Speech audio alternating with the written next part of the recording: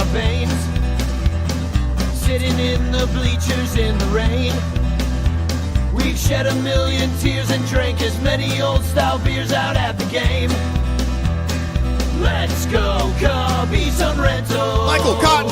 Son Ranto. Michael Cotton. Son Ranto and the lovable Lucy. Lucho Scali. Son Ranto. Michael. Son Ranto. Cotton. Son Ranto and the lovable Lucy. Michael Cotton. Son Ranto. Lucho Scali.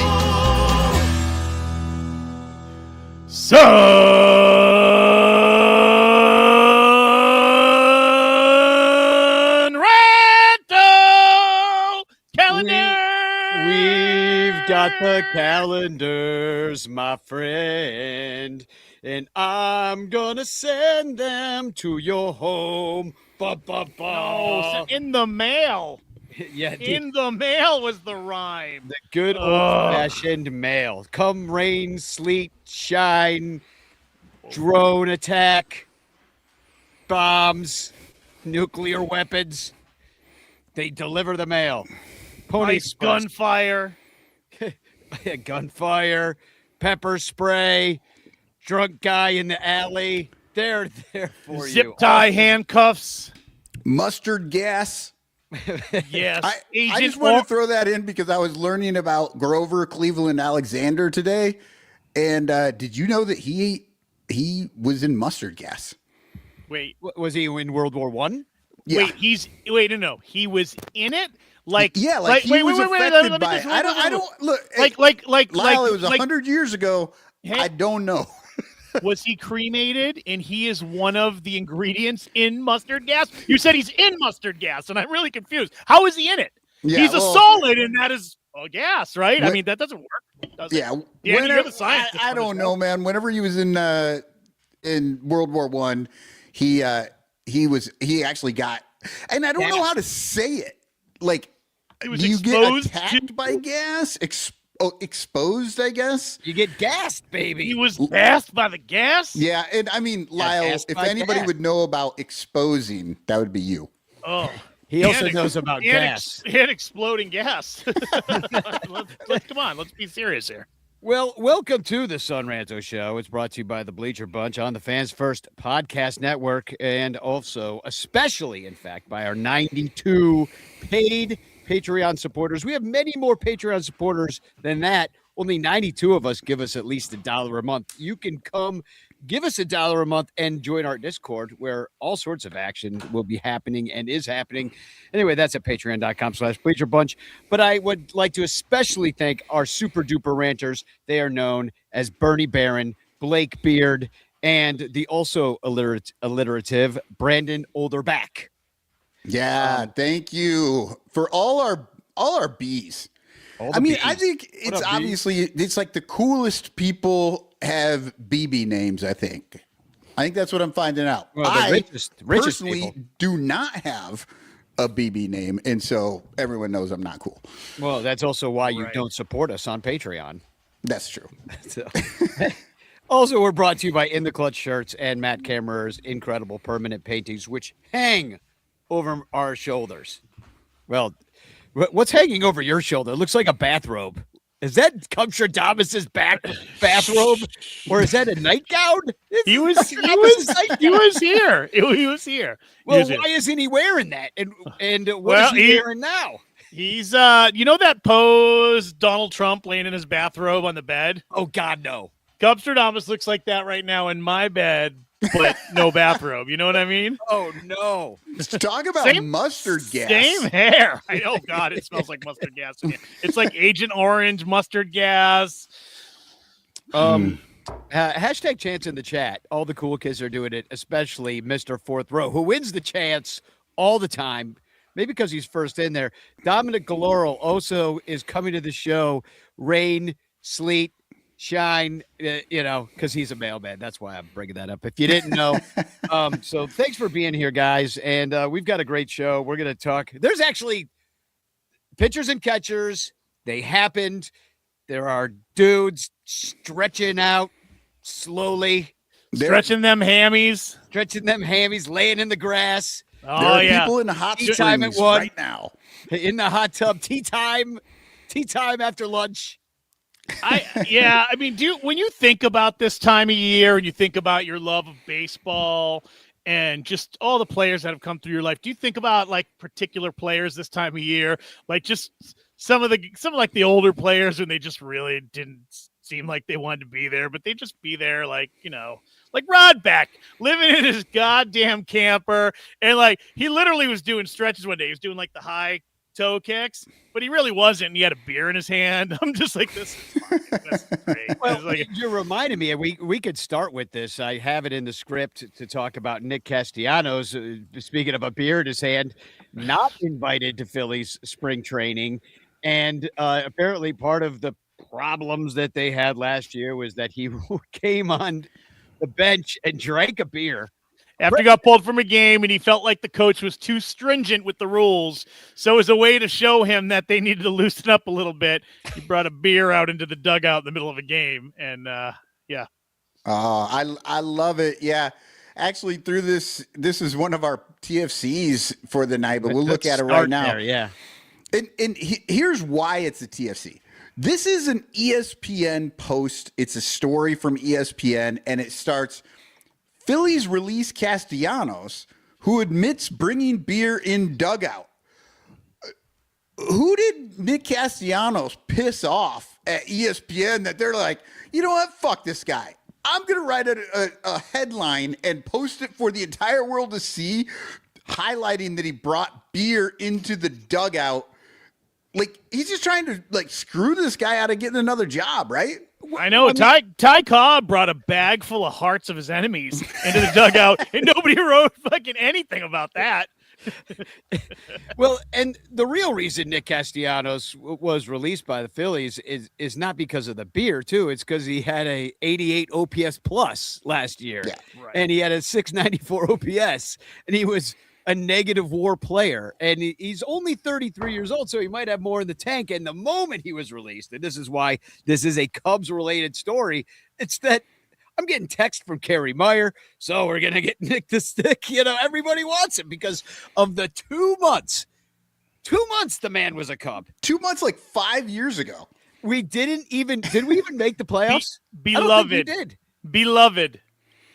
Yeah. Cub for life. Cub for life. And then Lyle, right before the show, Lyle, bring up what you were bringing up. We're trying to start the show, and Lyle's like trying to have a conversation that is literally a ranter conversation. Pound for pound, do you think Nick is like one of the most important? Do you think percentage-wise he has given more content time to the Sun Ranto show, including Danny, you know, tweeting and Facebook messaging and whatnot, between the Tom Brenneman love messages, and this, like, I mean, he and when he was on the team, everybody just loved him. Nick the Stick, there you go. You know what I mean? Like, he also, I think Nick was released for this reason and drinking beer and not being very good last year. Here are the 5 teams who could really use him, and the Cubs were one of the 5, I think, that I saw. Cubs and Red Sox. That's top. The Cubs have not really built their bench. I don't think they know what they're going to do. I mean, do they like Alcantara? But Nick the Stick, 4th outfielder, kind of. He's not known for his glove. We certainly have better options in the field. You're not going to DH him, so he's going to be like basically this year's Justin Turner, except for 6 years younger, and maybe with a undeserved belovedness from Cub fans because he liked us singing "Go Cubs Go," which is really all that he ever did here. It was like, and he was the guy we added. He was the guy that we added to try to win that year. It didn't work out, and Nick the Stick will forever be known as like the guy who liked hearing "Go Cubs Go." 3 catchers in a mascot type player. You know, I mean, just that's what the Cubs need. They need the guy who's gonna like bring the team together, the locker room guy, the glue guy, and they need 3 catchers. So, but you know what though? Look, bring him in. I'm with you, Danny. I totally think you're right that it's kind of insane that everybody's so excited over the 2 months that we had him when. You know, and you're like, oh, well, he's not that great in the outfield. Here's the well-hidden secret. Nobody gives a shit if you're any good in the outfield. Like, seriously, nobody fucking cares. You can be great in the outfield. Cares. You can be great in the outfield, but if you don't hit the damn ball, nobody cares. Like, they will just... People care if you're like otherworldly defensively, but yeah, you're kind of right. You know, Jason Hayward played Gold Glove defense in right field for everybody years, hated him. Yeah. And everyone hated him because he hit like 220. You know, like I mean, I would suggest even after the speech, Nick might be more popular than Jason Hayward still. Oh, I'll bet you're right. I think you're absolutely right. Well, that might be a bold question, Danny, to put out on the old Facebook group or wherever, Discord. Nick the Stick didn't have time for everybody to just get annoyed with him. Well, that's true. I'm looking at the stats here, and I got a little Nick the Stick trivia for everybody. All right, so it was 2019 that the Cubs got Nick the Stick from Detroit, and now can you tell me around what Nick the Stick's lifetime OPS is in his 13 years in baseball? Oh, lifetime OPS. Lifetime OPS or OPS plus. Like how much better is he like overall in his whole career? God, what's your guess, Michael? I'm going 690, baby. Yeah, that's low. I'm going like 999. Well, it's right in the middle. It's 785. Okay. So that's a solid player, right? You're going to take that throughout this career. Now, do you know, so he's 785 OPS for his career. Do you know what it was with the Cubs? Okay, now we're going to hit that 900. For his 225 plate appearances. What was it? 1,000.002. Over 1,000. He's basically Barry Bonds. He hit 16 home runs. Now, what are his splits when he's this is a Michael question, I guess. Michael, can you see quickly what his Wrigley performances are as a visiting player? Is that a tough one to look up? I mean, I'm just curious. Like, is it the field? Does the field have something to do with it? You know, was he, or maybe when he was with us, what were his home away splits? Was it the field in that situation? I think there's something to that, and I do wonder that about a guy having sort of like a hometown preference or being built for a ballpark or a fan base. In New York Yankees, Boston Red Sox, right away. There's two fields right away that you're like, oh yeah, those fields are built for left-handed power. Corey Furlong's pointing out that he's been no good since he was vaccinated for COVID. So yeah. That is not a coincidence. Yeah, most of us are actually already dead from taking the jab.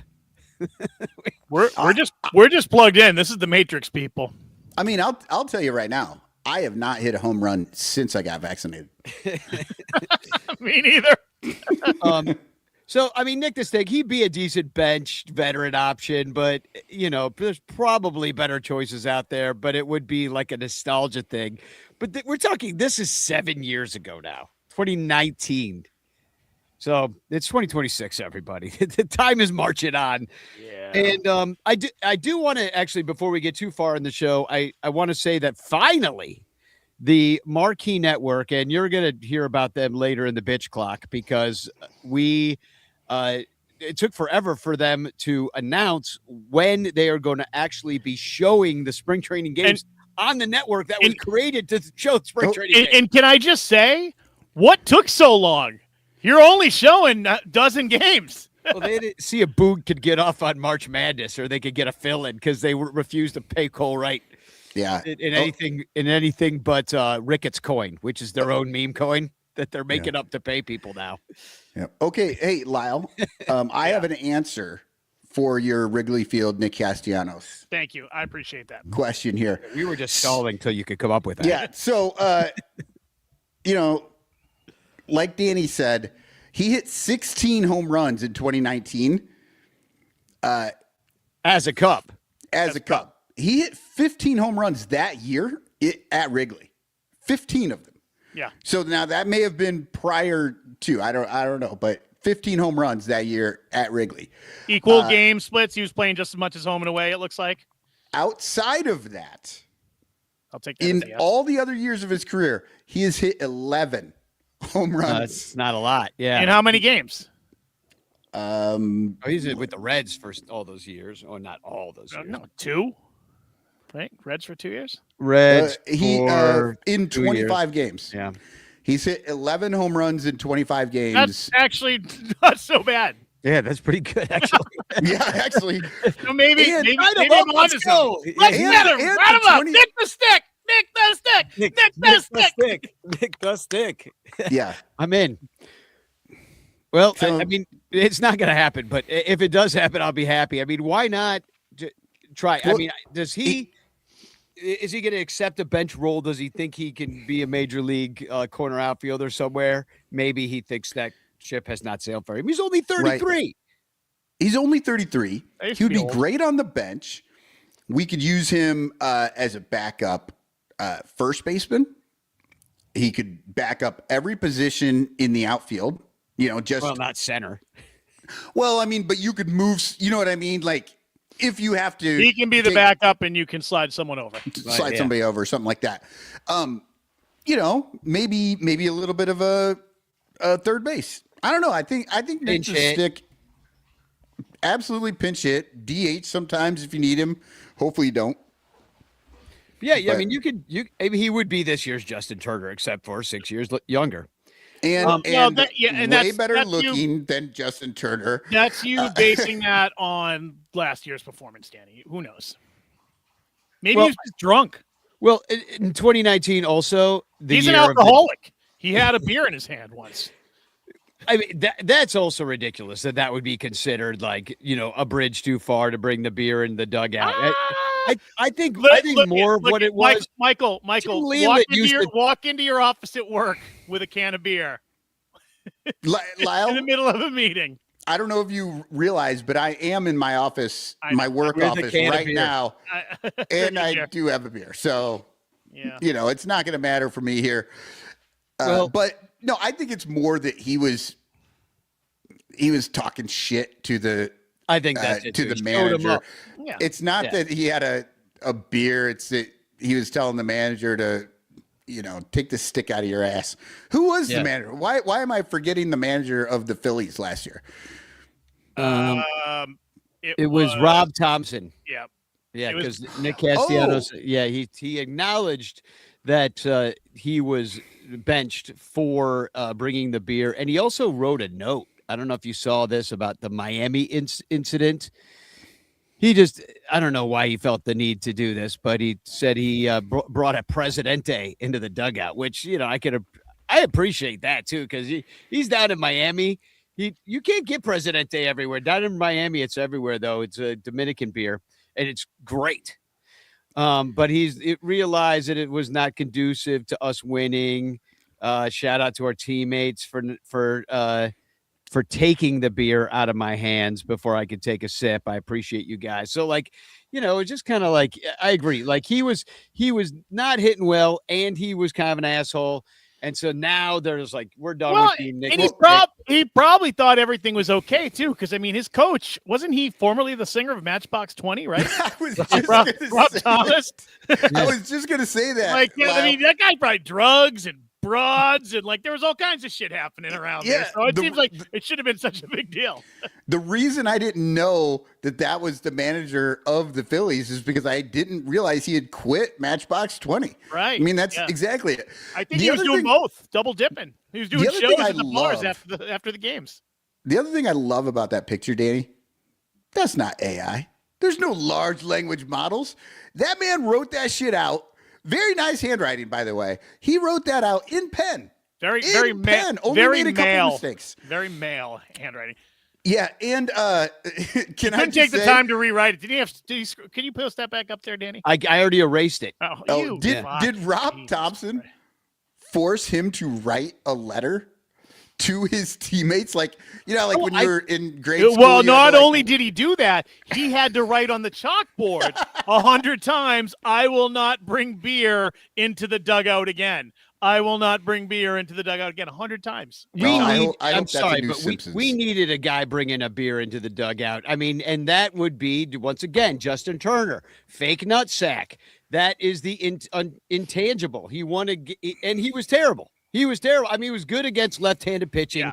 Definitely did his. He was good, better than anybody else we had who was coming off the bench. So, and he was worse than the guy he was replacing.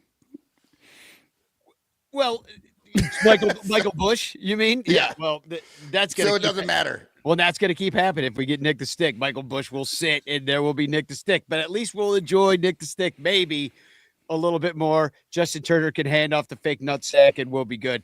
But I want to share a link. Can I ask one more question, Danny? Pound for pound, again, percentage-wise, how much content do you think he adds to the Son Ranto conversation compared to any other player? Is he a top 5 conversation piece? We've already talked about him too much tonight. I know, but it's been forever. Who do we talk about more? Addison Russell? Like who gets more time? Javi? Like, I don't know. There's no player that's available right now that the Cubs could sign that would be better for the Son Ranto show. I agree, because I mean, can you think of a lesser player that's taking up so much of our time? I can think of one. Who? Trevor Bauer. Oh, they go get him, and they're like, you know what? He's been gone long enough. And Ricketts is like, he's turning into the Kaepernick of baseball, though. You're like, how old is he now? I swear to God, he's there. People still every year they're like, I don't know, Kaepernick's still out there, and they're not going to get him. I'm like, he's almost 50. People, stop! It's never happening. Now it's too late. It just the window's closed. And I disagree, Danny. I think if they were to go to get a John Rocker, like Bauer, I don't think that would add anything. Also in the news. I don't think that would add anything to our show. We wouldn't talk as much about him because we hate him and he's a shitty human. We want a guy. We're Cubs fans are desperate for any guy to fucking cheer for. Like, we've got PCA. Like, we're excited. He's good. Like, he's an exciting player, and he's got a great, like, attitude and personality. They don't have anybody else. Like, they don't have any other. Shota, I would put out there.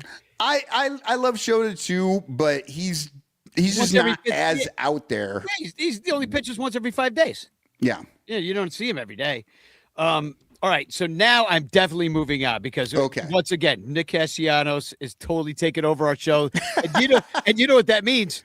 Someone just died. Oh shit.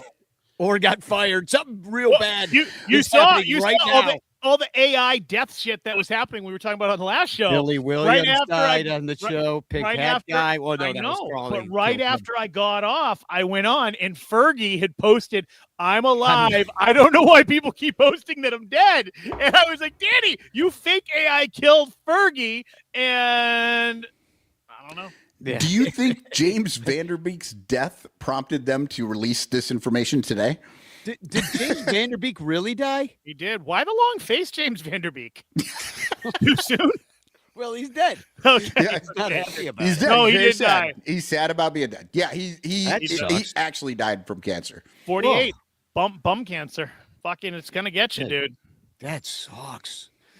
That's man. the same cancer that got everyone. All the young woman. people get it now. Yeah. No, the you know, that woman who the SCTV comedian woman who was on Waiting for Guffman and Best in Show. Oh yeah. Catherine O'Hara. Catherine O'Hara. Yeah. Sorry, I couldn't. She was in her 70s, but still. Yeah. Right, but no, she also had bum cancer. Colorectal. So, while we're still here on Earth, why doesn't everybody show up on March 1st at Almost Home in Wrigleyville? Because Cubs are playing the White Sox, and I have all these calendars. And so I reached out to a bunch of the people who are sort of local-ish to see if they might want to come hang out with a bunch of the ranters. And this is the spring training's whole broadcast schedule that I'm putting up for Marquee Network. That would be the third game they are broadcasting. But anyway, we're going to do that. I just shared a Partiful link. I'll share it around on the Ranters page on Facebook. I'll share it on Discord. I'll put it on the Patreon. So there'll be no excuse to not know that it's happening. But A lot of people disappointed with this pretty thin spring training broadcast schedule, and I would say I would count myself amongst them. Yeah. We used to get more with Mick Gillespie and Len Casper back in the day. There's like 12 games on there, and one of them literally says Padres prospects. Yeah, we don't even know. It's not even real players. Yeah, exactly. It could be AI. We don't know. Yeah, we have no idea. So March 1st, just plan on coming and hanging out. I might have some extra calendars for purchase too if you would like to show on up. Pacoda's out. Bill Pacoda. Bill. Remember we used to always think his name was Bill Pacoda? Hey, this is Bill Pacoda. I get my predictions for this year, and let me put them up there for you. We get the NL East being taken by the Atlanta Braves there, followed by the Mets in Philadelphia. And then in the Central, the Cubs are back up there on top, except for we only got them at 89.9 wins. And with Milwaukee and surprise Pittsburgh in front of Cincinnati, and thank God St. Louis is going to finally take up the rear there. And, of course, and this could be the easiest pick of all, a freaking blind monkey could pick Los Angeles Dodgers to win the NL West because they got billions of dollars worth of ball players on the team. And then San Diego, the whale's vagina, comes in second, tied with San Francisco. And then Arizona takes a step back, especially today, because they found Corbin Carroll's got a broken hammock bone, and Colorado's going to be terrible. They shouldn't even be a baseball team. What's a hammock bone? It's the bone that's made of ham in your hand. That's what I thought. Yeah. Thank you.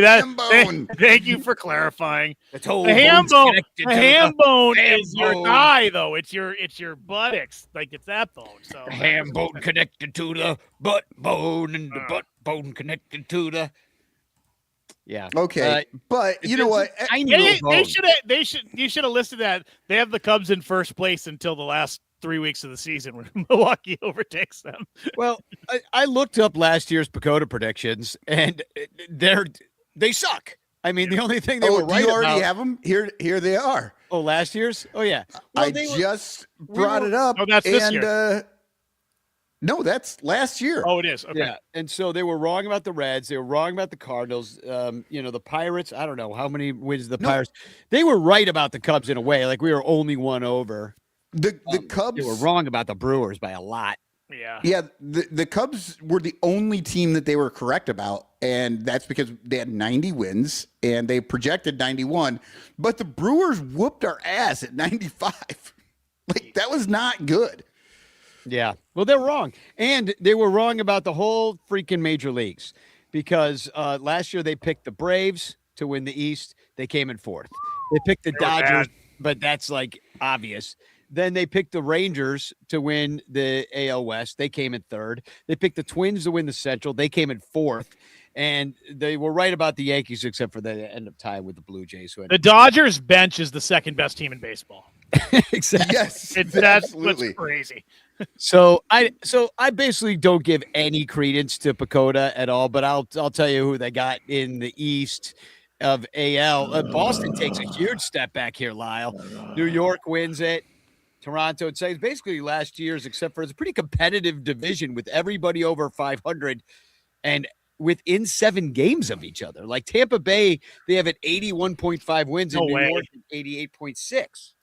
Yeah, Lyle, you should be happy about this, though. Yeah, no, you're right. They have Boston down that low. You're right. And we know they're wrong.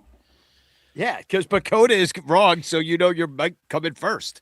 And who the fuck thinks that the White Sox are going to win 69 games? 69. Nice. Actually, that's the one projection that they actually didn't run any fucking formula for. Yeah. They're just like Chicago wants 69. Yeah. Let's throw them a little hammock bone.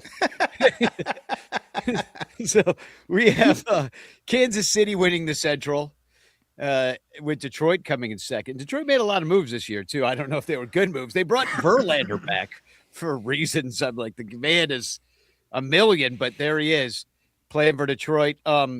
They're paying Tariq Skubal, and they got that kid. What's his name? Framber, right? Didn't they get Framber? Yeah, Framber Valdez. They did some things, and then Minnesota Cleveland, and then the White Sox, of course, come in last, which is always hilarious. I have some White Sox news to share later because they're freaking morons, and it's hilarious. AL West, Seattle wins it again. Houston behind, and they actually have Sacramento listed as the team now instead of Athletics. A's. Yeah, so which is weird because they don't play in Sacramento.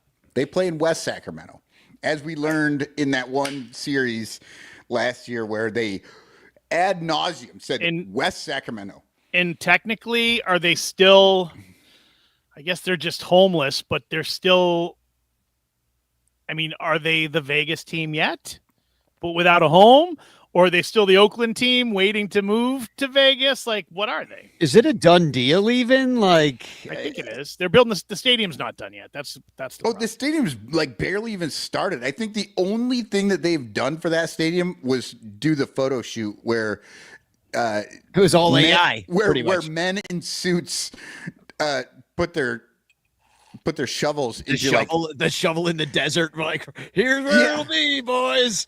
And it wasn't even like real desert. Like they brought in dirt because the desert's just too hard to shovel in. Yeah. West Sacramento, born and raised. Dakota's wrong. We don't have to listen to him or pay attention to what the playgrounds where I spent most of my days. Hey, Bill Dakota, you freaking suck, man. All right, Lyle, I want to ask you. You watched Bregman hit doubles off the monster all last year.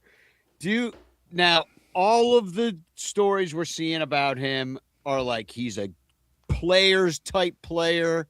He's a pro too. Nose to the grindstone. And we're seeing stories that he's like going from locker to locker, meeting all the guys, introducing himself. He's fluent in Spanish. Yep. 90% proficiency he rates himself at, which most people who either he's really overconfident or what would you rate yourself at, Daniel J. Rocket? Not that high. I would say I'm like 69% fluent. Nice. So, I mean, I could, depending if like you're speaking slowly, like it depends on the circumstances for how fluent I could be and what you're talking about. But, right. Then you get more fluent the longer you're there, right? Like if you go to Mexico and you're there in the thing, like you get more used to it. You start to go up. Yeah. So he seems awesome. So I just kind of want to, you watched them all last year. There is not a Red Sox fan, I think, in existence that is happy that he is not a Red Sox. How about that? And they're pissed that he went to the Cubs.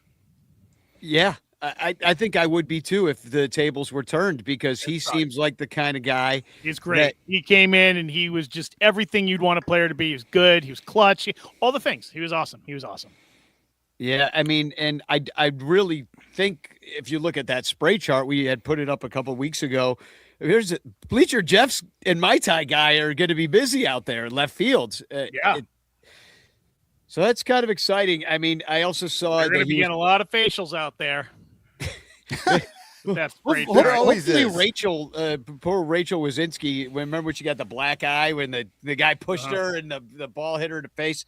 Hopefully that won't happen. She's down there in that row too. But I saw that Hobie Milner, a new bullpen guy for the Cubs, he was telling Bregman the secrets that they had on him, and Bregman said that he knew one of the secrets, one of his weaknesses, but didn't know the other one. And I thought that was interesting that, now that they're on the team, and I always wondered if that happened. Like Wilson Contreras becomes a Cardinal, and he's just like, he's the catcher, so he just tells everybody what, how you get the guy out. Yeah.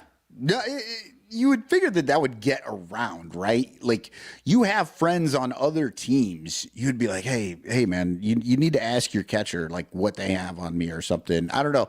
If your friend is asking you this and you're on that team, do you tell your friend like, fuck off, I'm not going to tell you? I'm gonna put myself in this situation. If I'm playing for the Cubs and Danny's playing for the Cardinals, because that's probably the team you'd want to play for. He's a fake Cubs fan. And I knew what we had on him, and he's my guy. Danny's my fucking He's my brother. Ride or die. He's my ride or die. Oh, I would not. I love more than middle-aged white women speak. I would not. Not only would I not tell him, I would try to think of, I would tell all the other players on my team the secrets of his life about, like the time that, he did that thing and those people walked into the room while he was doing that thing. And there was that statue that was in his thing, like I would tell them so they could really just razz him and get in his head. So every time he showed up would... at their ballpark, he'd have a locker full of chicken bones. Exactly. Opposing fans would throw chicken bones at him when he's rounding first. There would definitely be a lot of secrets out there. So I don't know that I would do that. I don't think I would give it up unless he was my teammate. Well, and the other thing about it, though, if they are the teammate, you're not always going to be teammates. So, you want if you're Hobie Miller, you don't have as long of a contract with the Chicago Cubs as Bregman does. You're going to tell him how you get him out, and then he's going to see you, when you're playing for the Blue Jays in a couple of years, and he's like, well, here's what he's going to do to me. He knows all my secrets. The best thing about what we do is that we're the best damn Cubs fan podcast show out there, and there are no weaknesses in this group. So nobody, no matter what podcast we go on, nobody's ever going to tell us that we have weaknesses. We're the 69th best. Yeah, yeah. Well, if you don't believe us, take it from Aramis Ramirez. Hello, the Son Santos Show, the Chicago Cubs, 69 best postcard. Take care. Son Santos Show. Podscat. Podscat. That's a whole other kind of show. Right. Whoa. Hey now. Speaking of, my stomach has been turning. I ate something weird earlier, so this might be a Podscat show. Yeah, that's our OnlyFans channel. Yep. Gross. So that was even too far for me, Michael. So there is more good news. I'm going to choose to be somewhat positive, just because it is spring training and we haven't lost any games yet. We haven't gone, 12-14 in April. Honestly, you don't want to win in the spring. This is the most positive I think we've been in a while. In 5-6 since Jed Hoyer became the GM. That's terrible. That's terrible news. That's terrible. You have hope, you're fucked. Exactly. I don't know that it's hope so much as it's just I don't know. I'm looking forward to the season in a different way. Like all the other seasons, I was sure they were going to suck. And this season, I'm like, hey, they might not suck. I'm like guy on that Major League movie. They might not suck. Everyone, Michael just jinxed the Cubs for the year. I mean, even Michael was poo-pooing on the 2016 Cubs until the final out of the final game. Oh, that's absolutely not true. Well, I will give you more good news is that, Palencia, it seems, was named the closer, pretty much. Although I think it is sort of still going to be by. That's big news because, Craig doesn't like to name the closer. You know what I mean? Yeah. Yeah, he doesn't like that shit. I think it's because he's got the best walk-up music is why. Isn't it a little premature? You don't name that first until of all, a couple days. He's probably going to get hurt the first fucking spring training out. Well, maybe that's what it's about. That he doesn't want Palencia out there being trying to get this job as closer, right? And trying to impress on every outing and end up hurting himself. And he's like, "You're the closer," and he can always fucking change. So you know what I mean? Lying to him is what you're saying. Yeah, he's just make sure he doesn't get too ahead of himself. He's whispering to all the other guys. He's like, you might be the closer, too. And he's crazy. He's going to try to throw 110 his first time out. And I want him to He can throw harder than anybody else, and Palencia did a lot of work on himself, and he's there. If it's not him, then who? Because Hunter Harvey, If it's not he, then him. I gotta. If it's not him, then he. Wait, are we doing pronouns on this show? Because we should.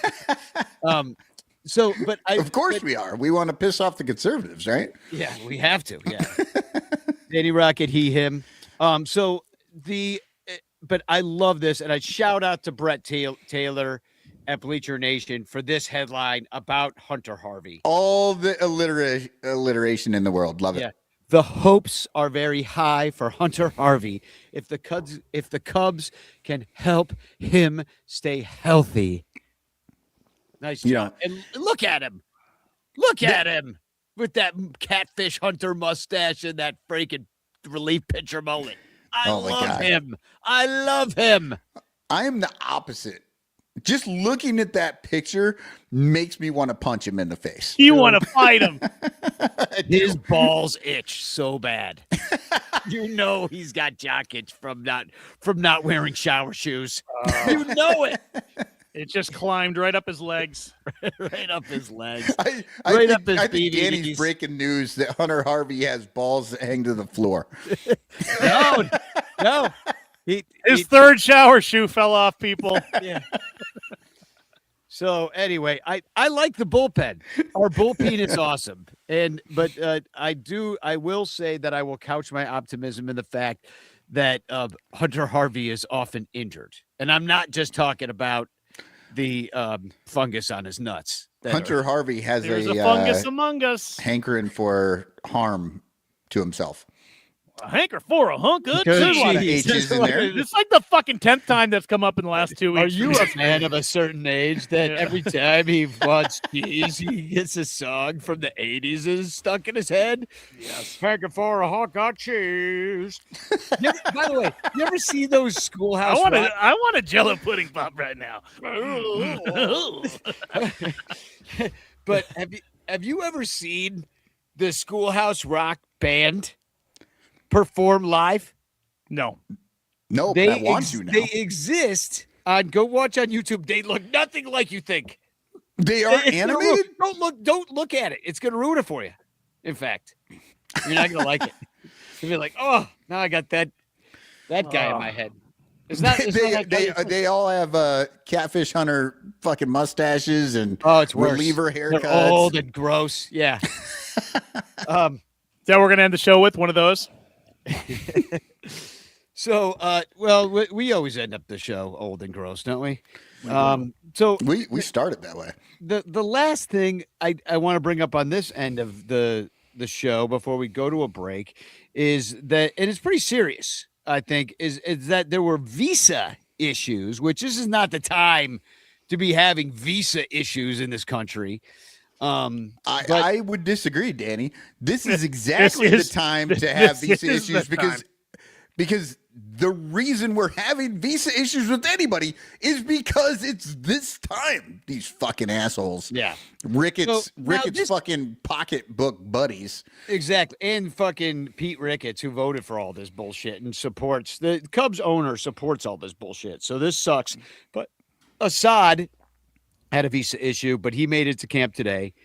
Ballesteros and Betancourt were delayed as well. They're expected shortly. I mean, this has happened before, but the alarm bells go off at a point like this because I immediately start thinking about all of the foreign-born players. I looked it up.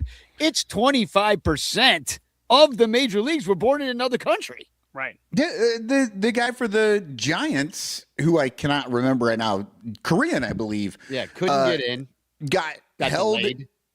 Yeah, it wasn't even that he had visa issues. He got snatched up at the airport and held for a few hours. Yeah, which, I mean, that doesn't really make you want to come here. I mean, I know I told a Brazilian ranter, Rafael, that not to come. Because they wanted to come and I'm like, no, you have an accent. I'm sorry. That's just how it goes. 25% of major leaguers born in other countries, many of them who do not speak English that well or have a heavy accent, are going to be not only on these major league teams traveling around to all these cities, but can the minor leaguers on the bus is who I really worry about at the truck stops, at the train stations, at the bus stations. Oh, you just got moved up to AAA. Take a bus from to AA to AAA. Good luck. Here comes Icers. Who are you? Oh, I forgot my wallet. It's in my bag. Well, doesn't matter. Off you go. You know, like I mean, half of these AAA teams are in rural communities anyway. They're going to be out there where, like, literally, ICE and federal agents and all that shit are like. It's hard for them to make their quota when there's just so few people around. So they'll go to the ball game, pick up a few, and they'll get their bonus from Donald Trump. Yeah, so it's really or not probably because they're not getting them. And he's kind of known to like not pay people eventually. Yeah. There's a whole Reddit page of all these ICE agents pissed off because they never got their bonus checks and they're not getting paid. I was like, wow, okay. Johnny Croteau's here. What kind of asshole do you have to be? Is like, oh, the only thing I don't like about my job, snatching people up off of the street and throwing them into a prison where nobody knows where they are. The only thing I don't like is the fact that I didn't get an extra $400 this week.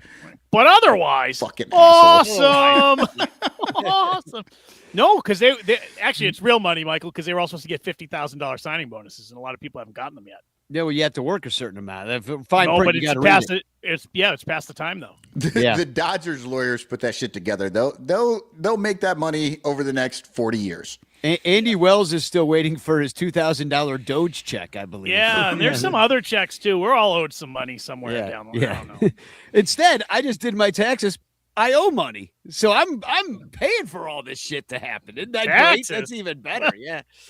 Yeah. I was thinking, like, do I really have to file? Like, didn't the IRS get doged anyway? Like, I don't really have to. There's nobody there. There's nobody there. Just like, and the fuck up thing is in the mail. Danny, you don't have to file, really. I mean, I doubt that you really owe all that much. But the thing is, it's so much easier for them to come after you for $1,000 than it is to go after like a fucking rich guy who owes them $1 million. So they're like, yeah, let's see if we can get a whole bunch of these guys that owe $1,000 and throw them in jail rather than going after this rich dude that owes us $1 million. Yeah, well, rich guys not going to jail has been a pretty strong theme of this country recently. Yeah, I mean, forever, kind of. Forever. Well, forever. Yeah, no, that's the thing. If you know some history, no political party or persuasion is innocent of those crimes. No. No. That's true, but some like it a little more though. It seems. Yeah. Well, Rich is just evil. We're going to take a break, mostly because Lyle has explosive diarrhea, but also we seem to be out of ideas here on the first half. But we're going to come back in the second half. We'll figure something out. And no, we got other things. It's just like I mean, they all suck though. I already looked at it. It's terrible. So we'll figure something out. It definitely is second half stuff, but we're usually better. We're stronger at the end. Please wait through the commercial for our second half stuff. Yeah, well, we are going to do the bitch clock. I'll say that. That's always entertaining because the topics alone in the bitch clock, I think, are going to spark some fun chat conversations to everybody. But do we have a who's that cubby? I was just going to say, Danny, if you want him to come back through the break, all we have to do is put up who's that cubby, the Sun Ranto silhouette. Okay, so for the listeners, this card is there. It's clearly a pitcher. It's one of these Chicago Cubs baseball cards that you got at the stadium in the 80s, I think. Yeah. 80s and 90s. They were giving these things away. Danny, who of your favorite era of Cubs in those 80s before the World Series, who is your favorite like whitest white guy pitcher for the Cubs? Like who is the corniest white guy? Because that's what that looks like. That is a very Caucasian throwing. Oh my God. It might not be, but it seems to. You are nailing it right now. Yeah. This is maybe the corniest looking dude I've ever seen pitch. I can tell just by the way he throws. I loved Mitch Williams, but that is not Mitch Williams. Because if that was Mitch Williams, his silhouette would be laying on the ground. And I did Mitch Williams a while back, and he literally is laying on the ground. Yeah. And I'm talking square. Like everyone loves Greg Maddux, but what a square. Yeah. You know what I mean? So he's kind of a dork. What I mean? Scott Sanderson. How's that? Okay. All right. Oh, all right. Let's take a break. Okay. Well, just for the listeners, if you want to play along, I'll help you out. It is a right-handed pitcher. Duh. The number, they printed the number right here on the card, 48. So these are some things, because this is not a guy that you're just going to get, And the other clue is that Mo Baller is not the first baller we've ever had on this team. Oh, all right. That's a good. All right. Well, we'll be back in 2 minutes and 36 seconds. Please subscribe to us at patreon.com/bleacherbunch. It's only $1 and you get to hang out with us in real life. All right. All right. We'll be right back. The Bleacher Bunch brings you great shows like Sun Ranto, Cubs PS Plus, Bricks Behind the Ivy, Cuppa Cubby Blue, and Baseball Rabbit Hole. But you could be getting so much more when you subscribe to our Patreon page for as little as $1 a month at patreon.com/bleacherbunch. Get access to our exclusive daily show Cubs Pod, where we recap every single game. Plus, be the first to hear Cubs music, get early access to events, and receive an invitation to join our Discord Cubs community, where fans just like you show up every day to rant and rave about our beloved boys in blue. Most importantly, 10% of your Patreon pledge will go directly to help the Lost Boys Youth Baseball program. So join us. There are perks at every level, like the Renter Calendar, absolutely free, and name recognition for you or your business. We are independent Cubs podcasters, and we need your support. Otherwise, we'll quit. Seriously, we'll all quit. Some of us might even die from your lack of support. In fact, the cutest little puppy you've ever seen will die if you don't support the Bleacher Bunch at patreon.com/bleacherbunch. We promise to spend all the Patreon money on tickets and beer and all the dog crap we have to buy just to keep our podcast rolling. So give us your money, and we'll waste it far better than you will.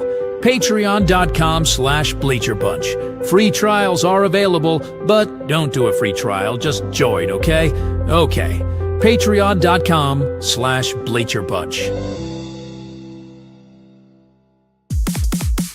In the clutch. Buy t-shirts from In the Clutch. Take it from the Bleacher Bunch. You'll love the shirts from In the Clutch. In the Clutch shirts are comfortable, stylish, and guaranteed to get you laid. Plus, they're proud sponsors of the Bleacher Bunch. Use promo code BleacherBunch for 10% off your purchase. Nice to feel and soft to touch. That's why you will get laid so much. Wearing a shirt from In the Clutch. And you can thank the Bleacher Bunch. In the clutch.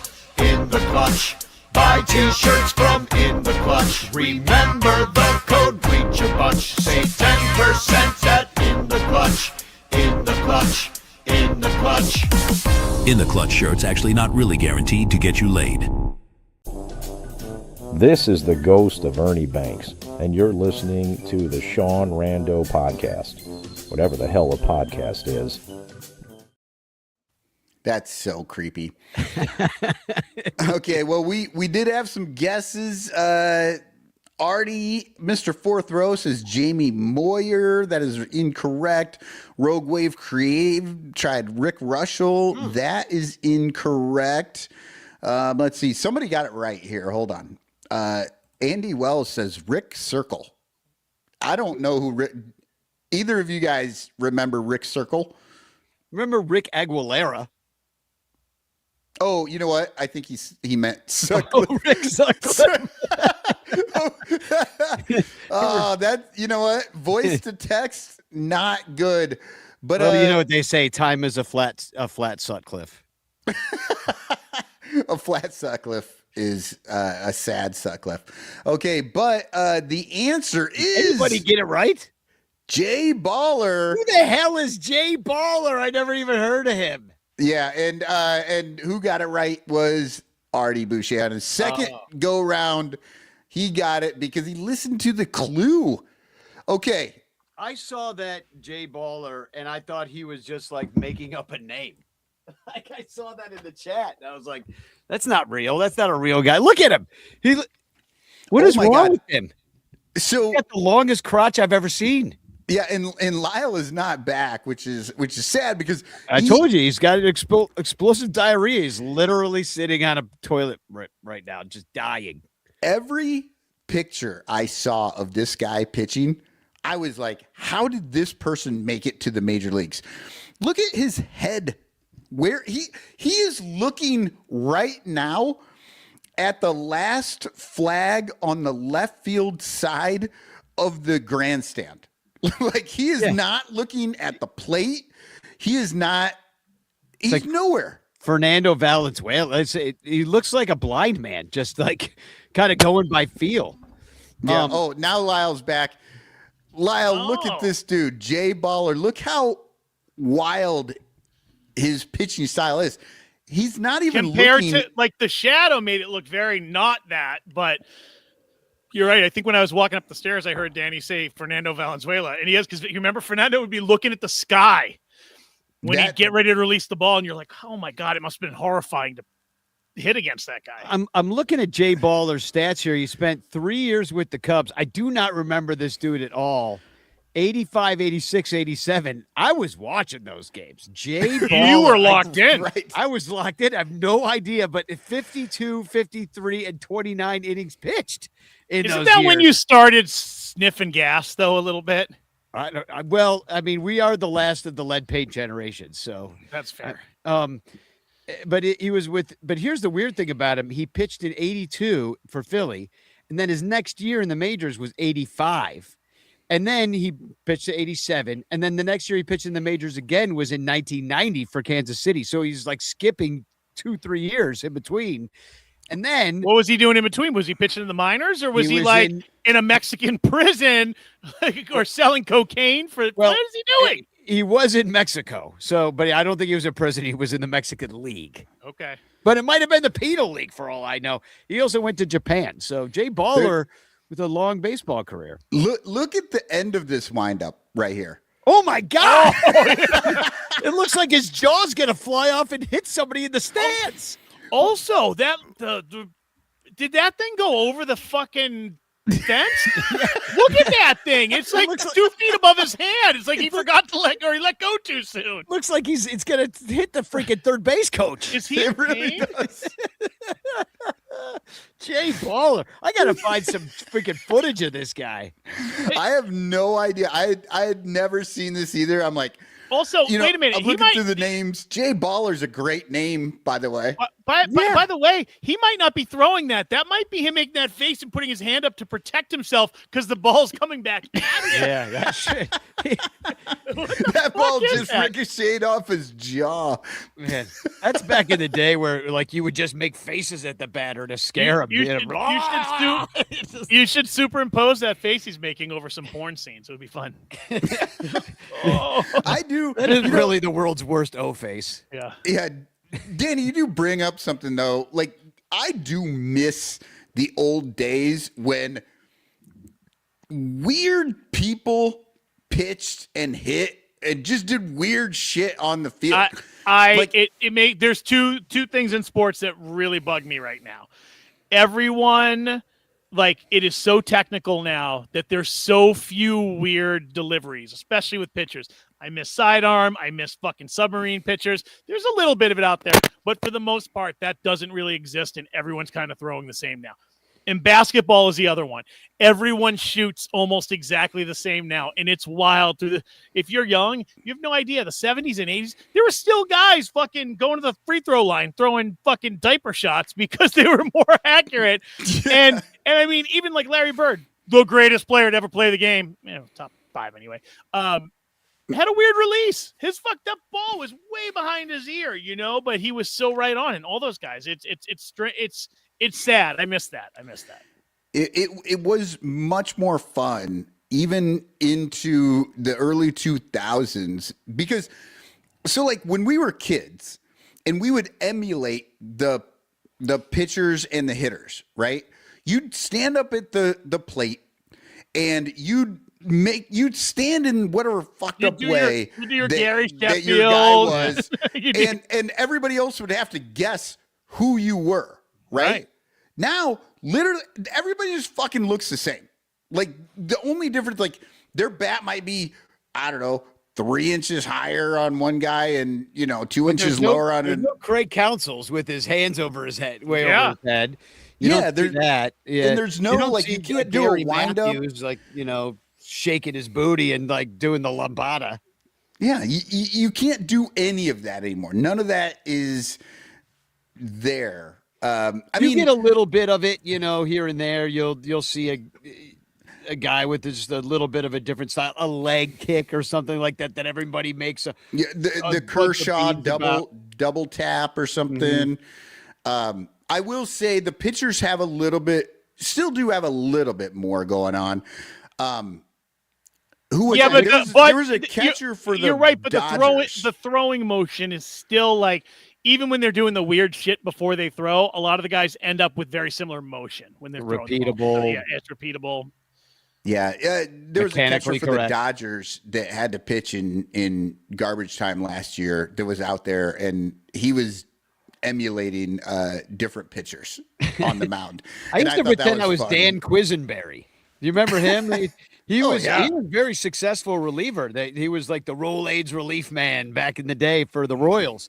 And I liked because he was a submariner as now you're on board. Well, you're right though. Why wouldn't it be submariner? But I mean, there's literally a baseball team called the Mariners. They're not called the Mariners. It's a fair point. So, but he would throw underhand, and it would hurt my arm less. It hurt my arm less to throw underhand like that. Yeah.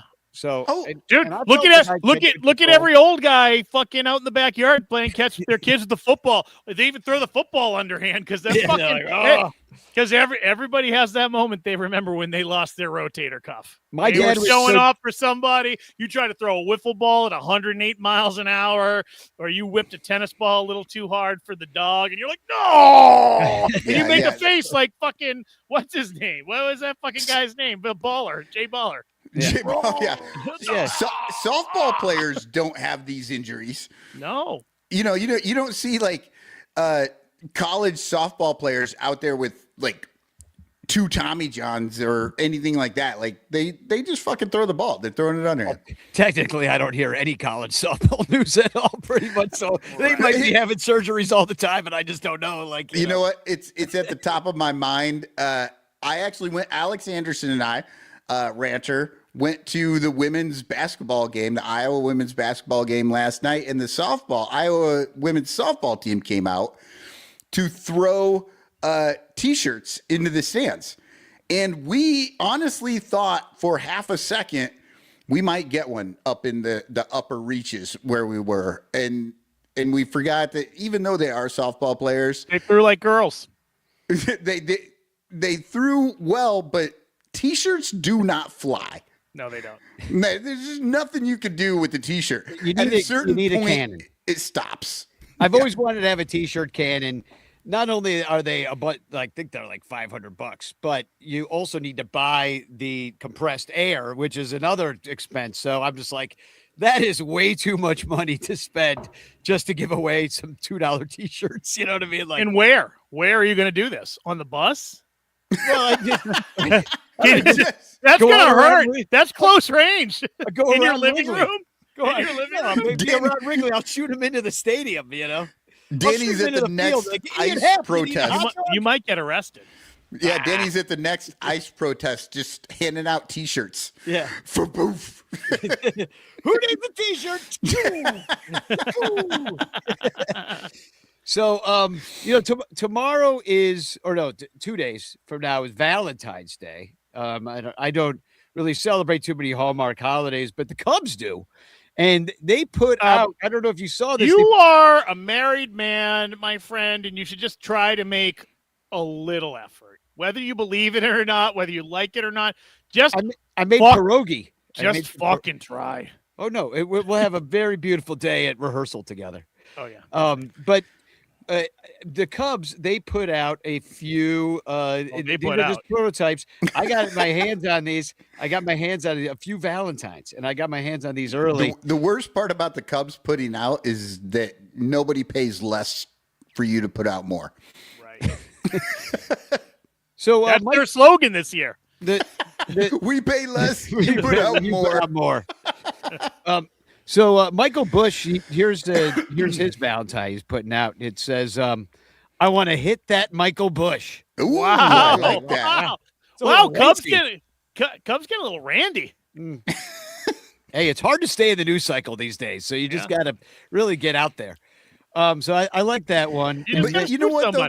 That's a card for a very, a specific subset of the men out there, because there's a lot of men who don't want to hit the Michael Bush at all. Not Gen X. Gen X is. Yeah, they grew up with it. Yeah, they're not all happy of Dad's going to first magazines, base and getting some Bush. You'd see a naked one, you'd be like, "What the fuck? What's wrong with it? Is she sick? Does she have cancer? Did she have Bush chemo?" Moving on.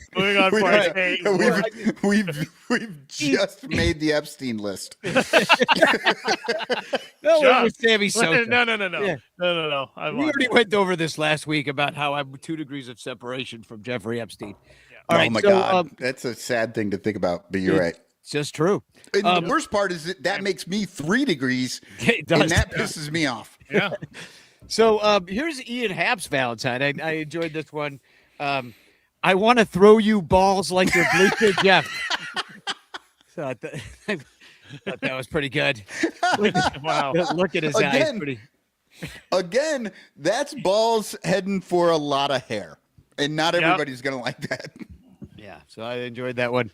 And then this last one really confused me. Matt Shaw put one out, and it says, "Matt Shaw wants to get as next to you as Roger Stone in the TP USA ad." And I'm like, that's way too wordy. That's way too wordy. Weird. It's just weird. Yeah. It is. It will not fit on the candy heart, so I don't think we could use it. And frankly, nothing says "I hate you" more than Roger Stone on a Valentine. I thought you would have went. Matt Shaw wants you to take your shot like Charlie Kirk did. Oh, see, you should write these. You should write these. Yeah, that's a really good one, Lyle. You know what? Now you're on the Epstein list. Yeah. Or the different list. Wait. Go ahead, Michael. This is the exact plug we need for becoming a Patreon supporter, because I'm putting out right now, we have not quite 1 week to, what do we got? 4 days. It's open season. We want to see as many of these things out on our Patreon feed. We want to see everybody's ideas for Valentine's cards. No, listen, become a Patreon supporter, or up your Patreon support, and Danny will let me know, and I will make a personalized raunchy Valentine for you, and me and Danny will get it to you. Yeah, we are about to have a lot of fun on the Discord. It'll be worse than the one I just said. I'm telling you, I wanted to make more of these. Like, I had one that it was Seiya Suzuki that I wanted it to say, "I want to Seiya naked," and nice. It wouldn't do it. And then I was like, okay, I want to Seiya in my bed. Wouldn't do that. Then I was like, okay, I want to Seiya in my dreams. Then it was like copyright issue. So it like got wise to me that of what I was up to, and ChatGPT, it foiled me. So I went to my work ChatGPT, which they pay for, and I was like, well, this isn't that bad. I won't get in trouble if I do say a Suzuki thing on here. It's not too dirty. Yeah. And it wouldn't do it on there either. Huh. Well, that's the thing about AI that people don't realize. Everything has bias to it, no matter what. And AI has a very male-centric bias. And when you start trying to write a Valentine about talking, that male-centric AI is like, no, we don't do talking around here. You're not saying nothing. We are not talking. Can I just because Danny brought up the Epstein list because he can't stop thinking about it. Waiting for those pages. All this redacted material, right? My question is going to go somewhere, but I had a first question. Is all this redacted material, there's all these like black rectangles, right? Redacting things. Are we sure that they're just not some like evil deity or some weird person out there that's friends with Cubstradamus that is actually just a black rectangle? Can you imagine? And they should be looking for that. The man that it's like a He-Man character almost. He just looks like a black rectangle.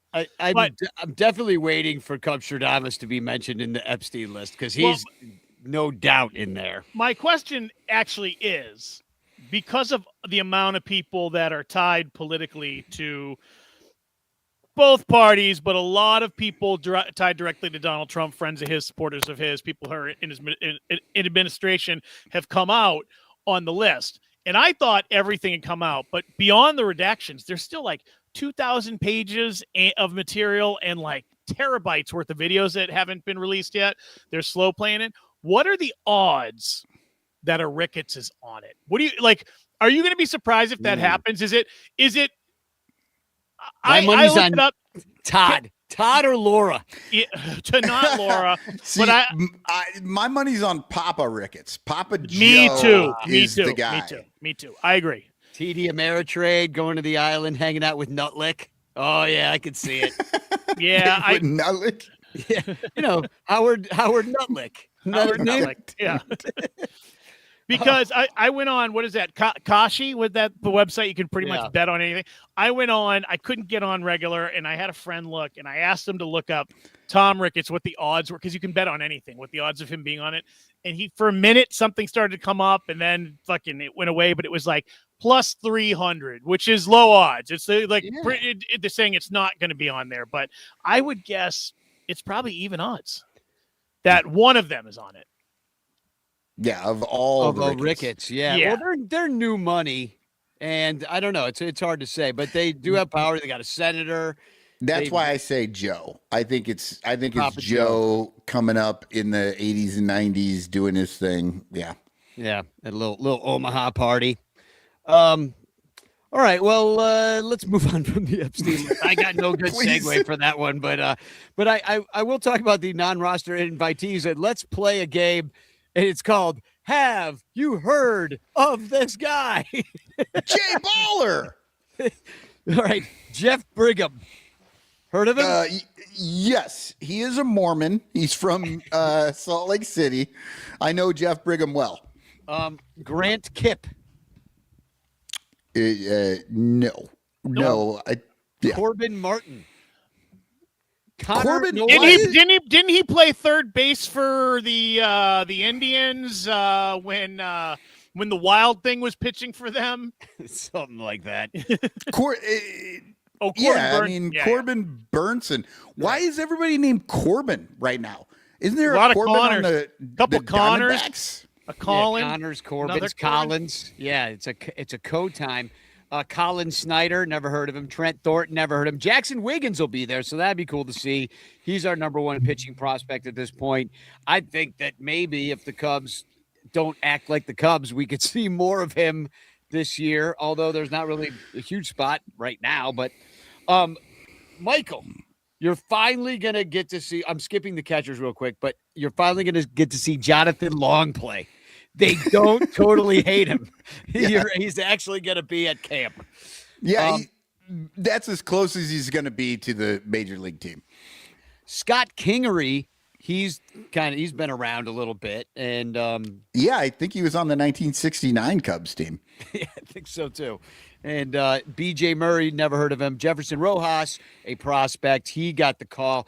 Catchers, Ariel Armas, who's a catching prospect. Christian Bethencourt, who is currently in ICE detention.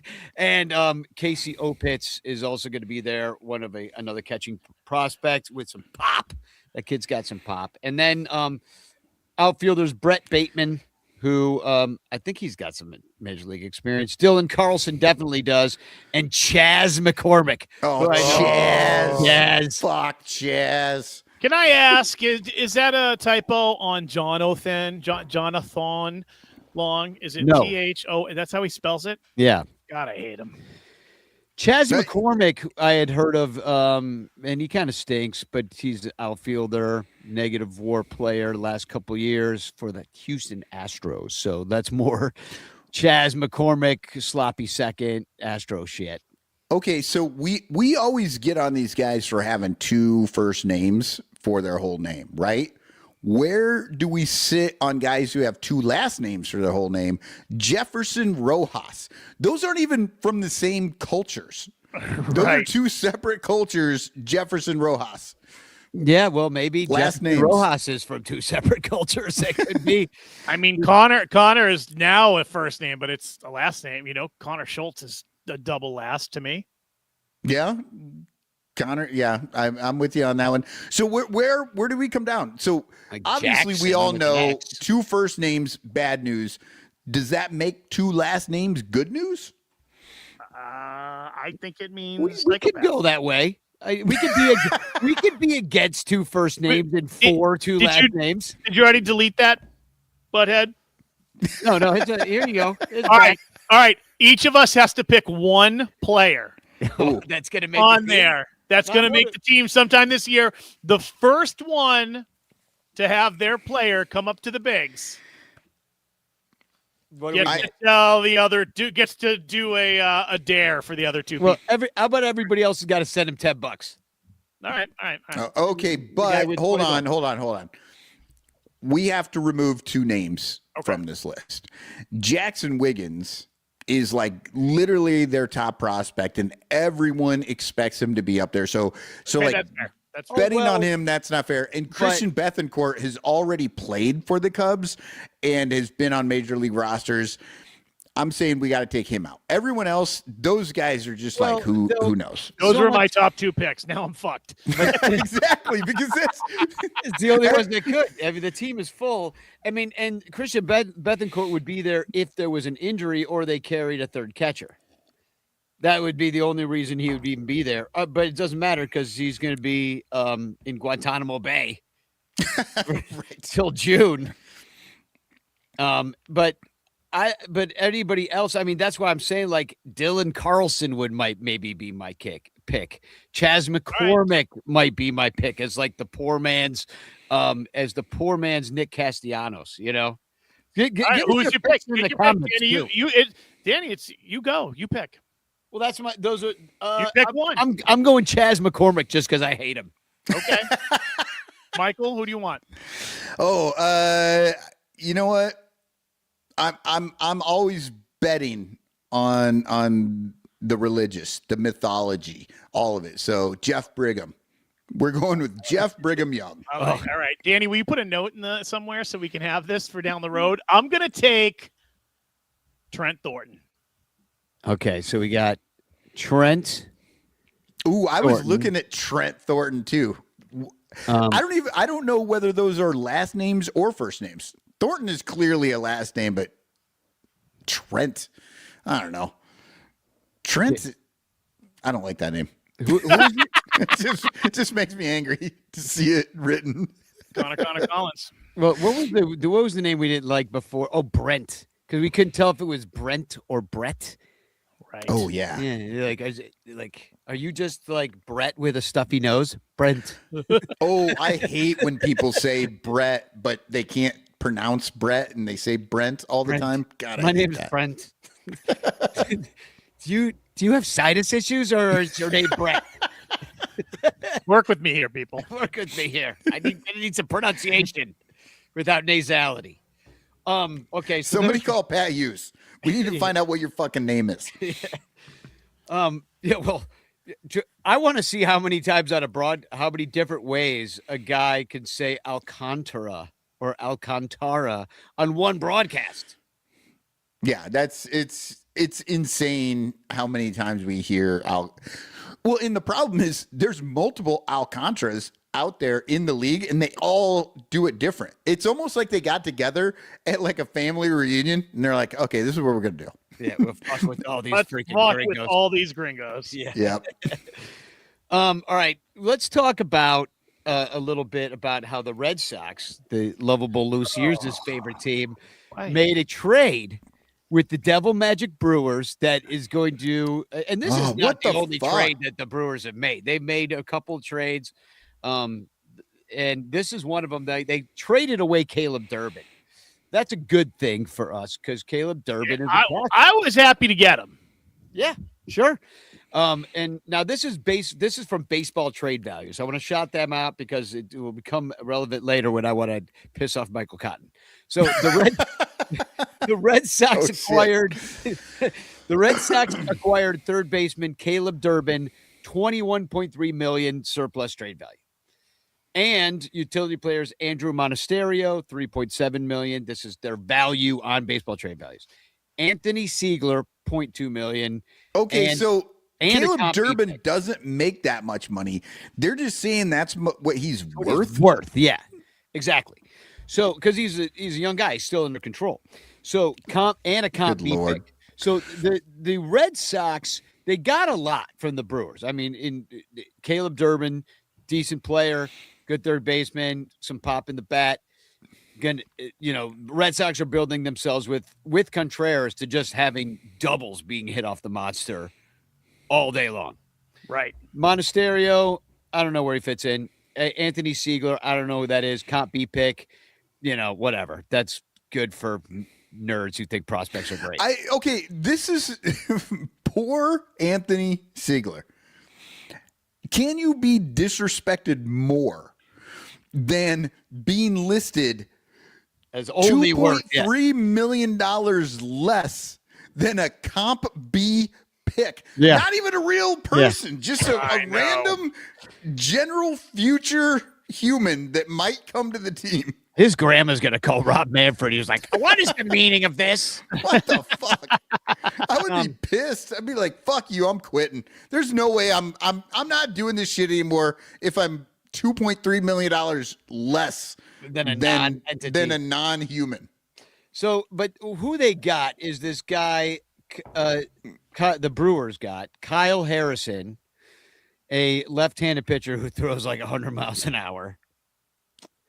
Shane Drohan, who I've never heard of, and David Hamilton.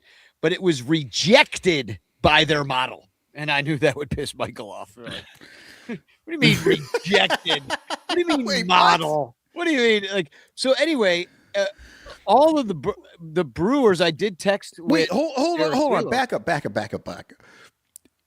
What was rejected? The trade. Because it says that the Red Sox got the better deal, but everybody and freaking Anthony Siegler's grandma knows that there's no way the Red Sox got the good deal here.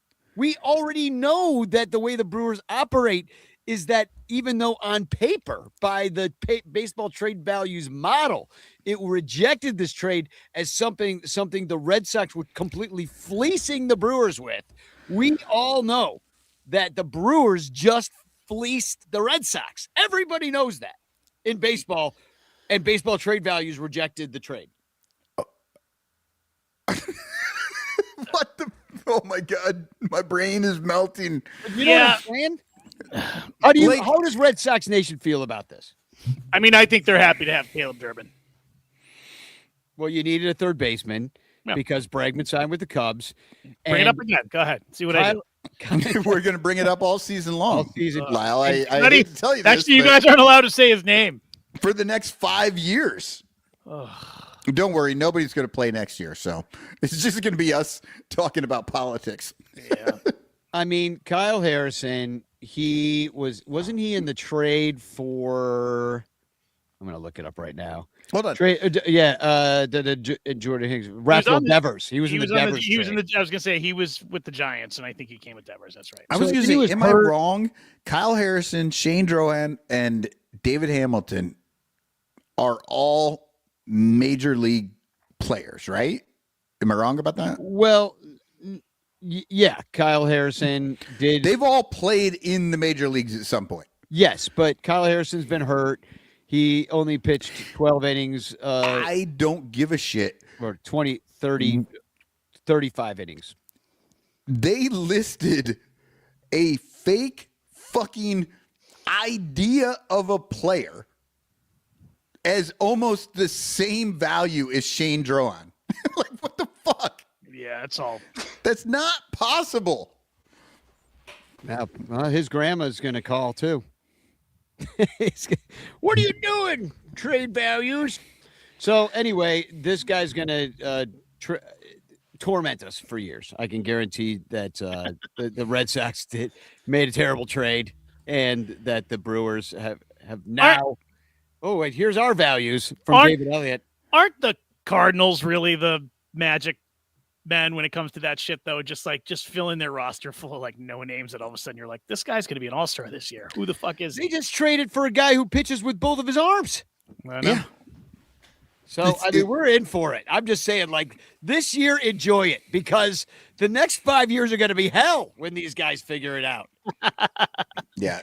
So David Elliott writes, Danny Rocket valued at $21.3 million. I wish. Lyle Aker valued at $17.8 million. Yeah, baby. I don't know. I think I'm worth more than Danny, but we'll see. He does a lot of work. Future host valued at $2.3 million. Michael Cotton valued at $0.001 million. Isn't that like $1,000? Yeah. I don't know. I was You know what, there'd be though? no math. I'll take the actual $1,000 over any of your valuations. Yeah, over any of our fake trade value valuations. So that's some Brewers devil magic that they're concocting. But the other freaking weird ass shit that they did is basically traffic children to their baseball organization, because I saw this. The Milwaukee Brewers have formally withdrawn a previously agreed $1 million pre-agreement with a 13-year-old I'm going to say that again, international shortstop prospect. Wait, at 13, is anybody really international?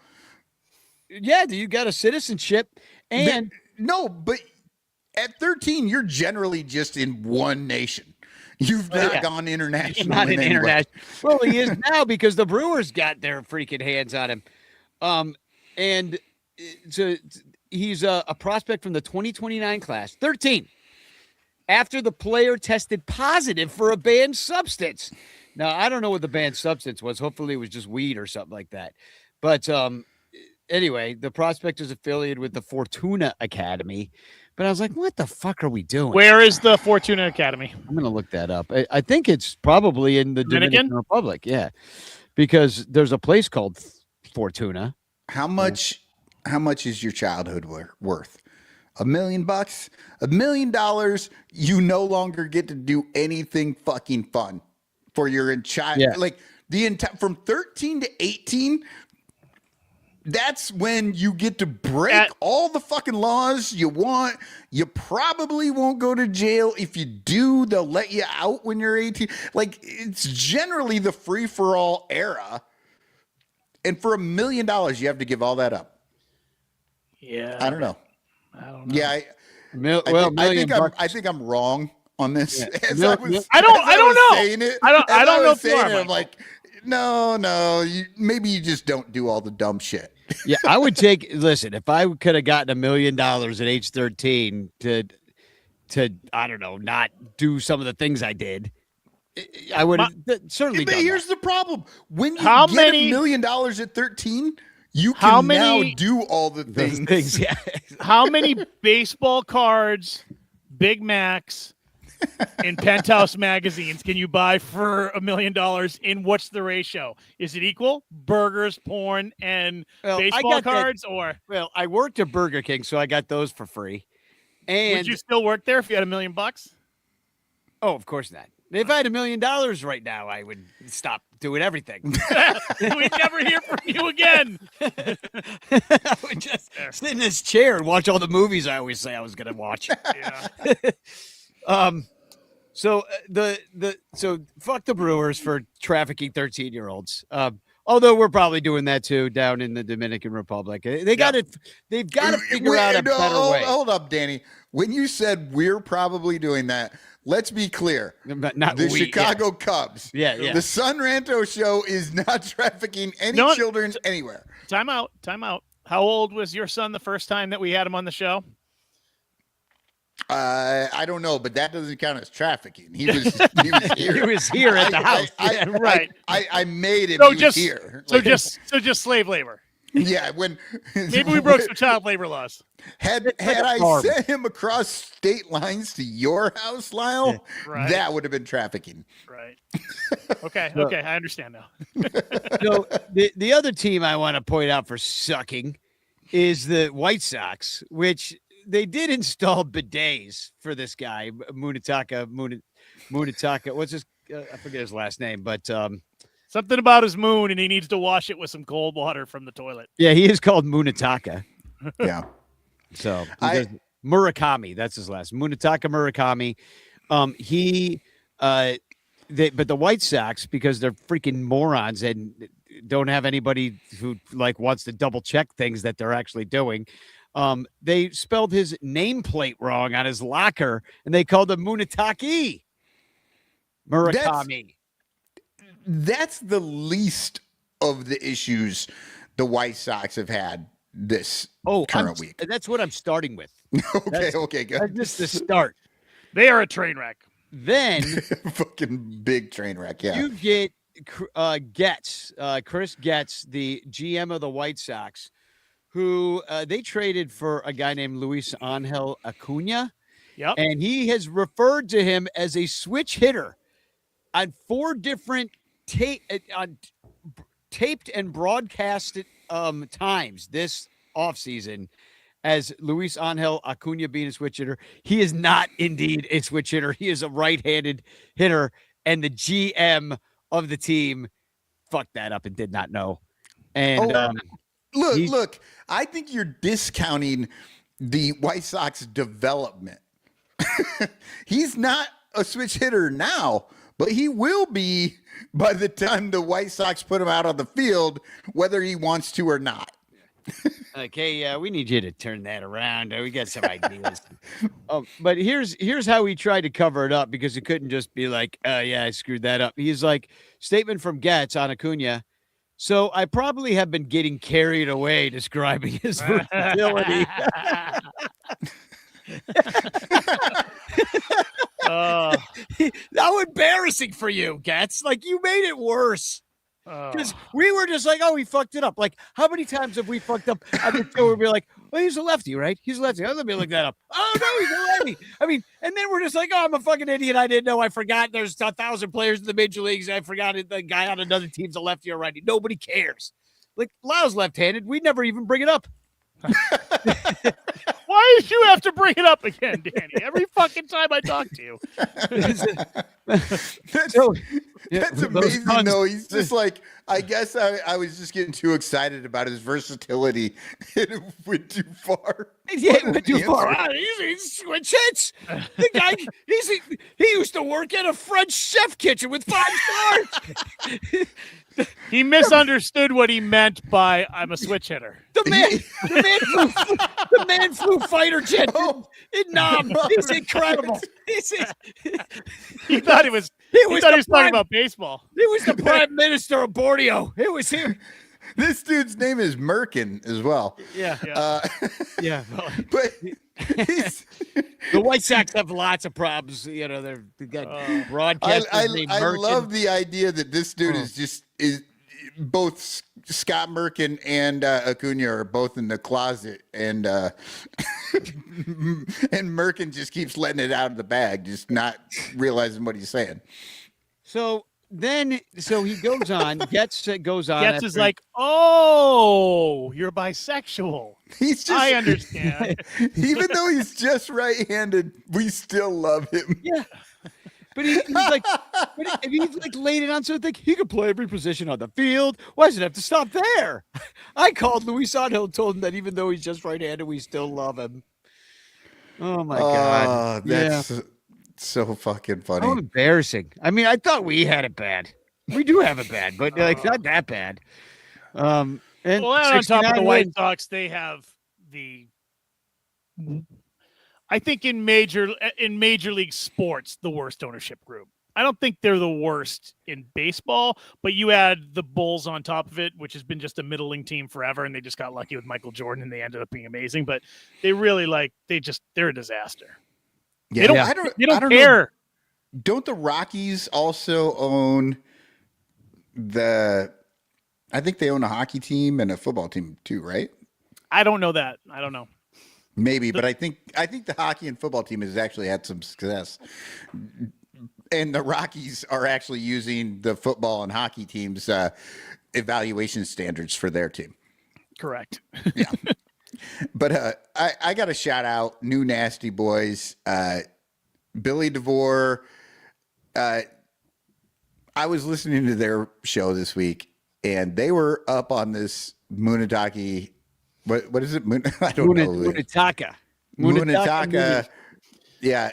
It's okay that you don't know how to say his name, Michael, because he plays for a team that you don't really care about or follow.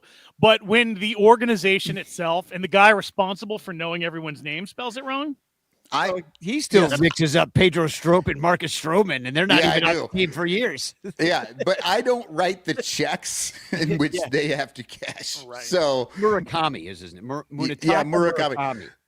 But the New Nasty Boys were talking about the bidet situation and the fact that he said, oh, well, the White Sox don't have bidets, so they're installing a bidet for him. And they were like, yeah, that's going to be 7 more wins. But then, of course, they went into the whole, like, it's Chicago. This bidet is going to be shooting old style up his ass. And I have to say, I was laughing my fucking ass off. And I was sad that we didn't get to those jokes first.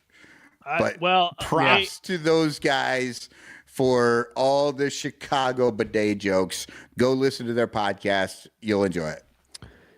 So are you guys ready for some bitch clocking? Let's do yeah. We've been way too happy this whole fucking time. Danny gave me a Malort bidet when we were in Cincinnati. So more of a butt chug, but it was pleasurable. So let me get the video up here just so I'm ready to go with it, so you guys don't yell at me. Bitch clock.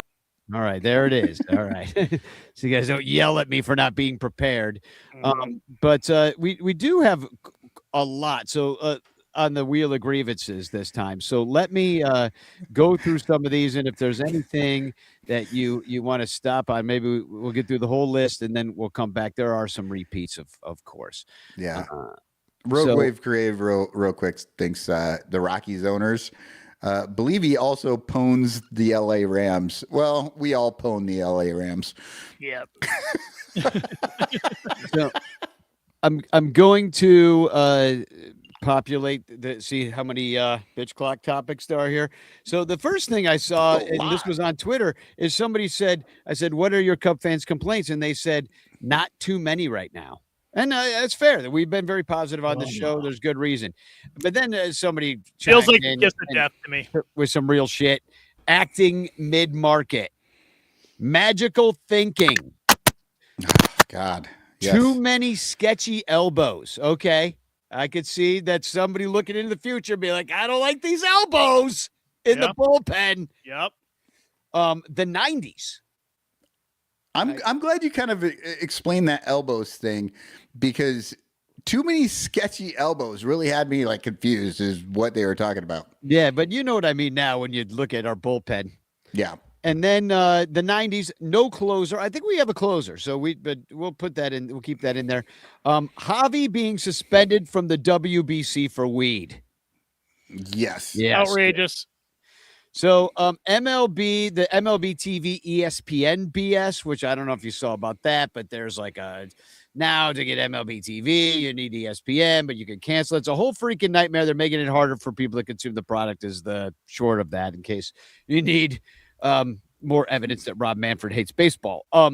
Marquee not showing games. Hammett bones breaking. Chris Bryant, I guess that should be Chris Bryant on the IL again. Pete Prickett's defending pedos. That's Damn. yeah, fuck that guy. Beer and ticket prices under 2-hour Son Ranto shows. The fact that Matt Shaw sucks, and that these are leftover. Boog being the #1 sports media power ranking announcer, fake Billy Williams death stories. I guess we could add Fergie to that. The fact that it's been too quiet. Craig's 150 pre-printed lineup cards, and Ricketts' money going to ICE. So I do want to talk about, Javier Baez getting suspended for the WBC for weed for just 1 second, even if it comes up later, is that, people, they've known this for a long time. I mean, here he is with the Cubs back in the day. Got a little loud to head out, a big fatty. Foot on the bottom is so mispositioned. Well, not only that has to hurt. Not only is it mispositioned, but it's 2 left feet. Right. No, left. No right. It's 2 left feet. No right. Which is why he was so deceptive on the base pass. Yeah, exactly. That's how he tricked that one guy to steal. They first always base. assumed he was going to the right, even when he was going to the left.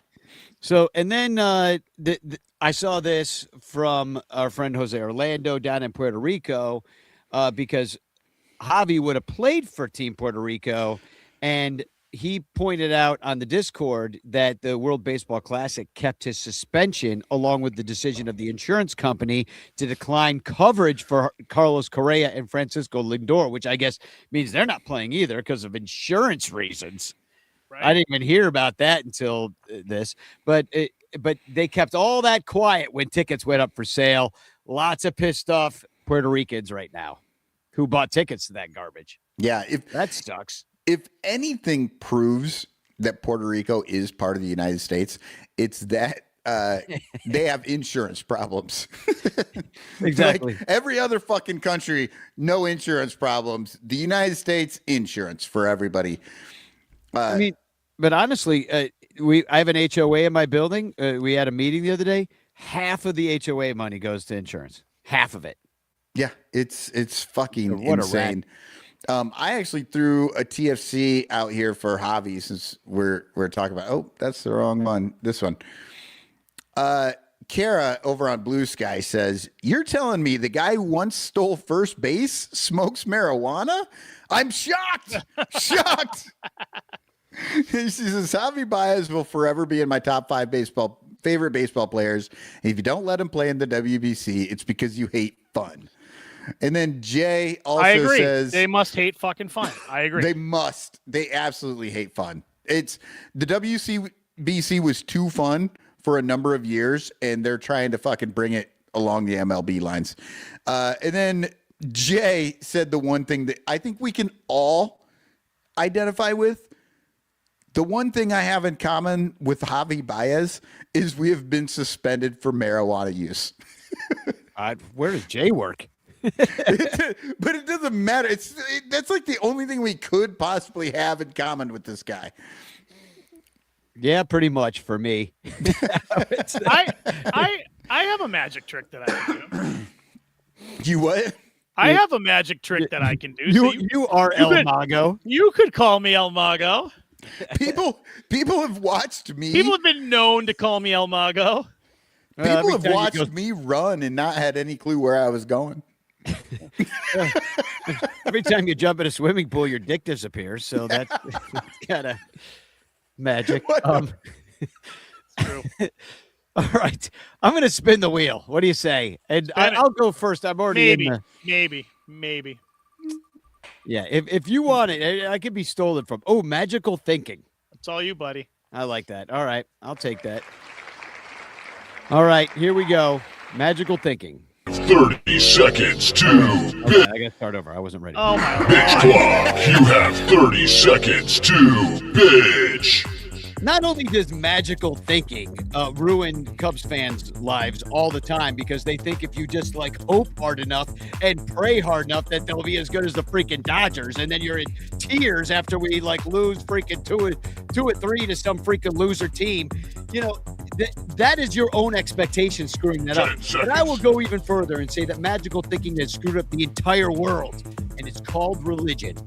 It is the most magical of magical thinking, and it needs to end. Stop your bitching. Easy if you try. No hell below us, above us only sky. Oh, preach, my man. I'm with you 100%. I have actually stopped.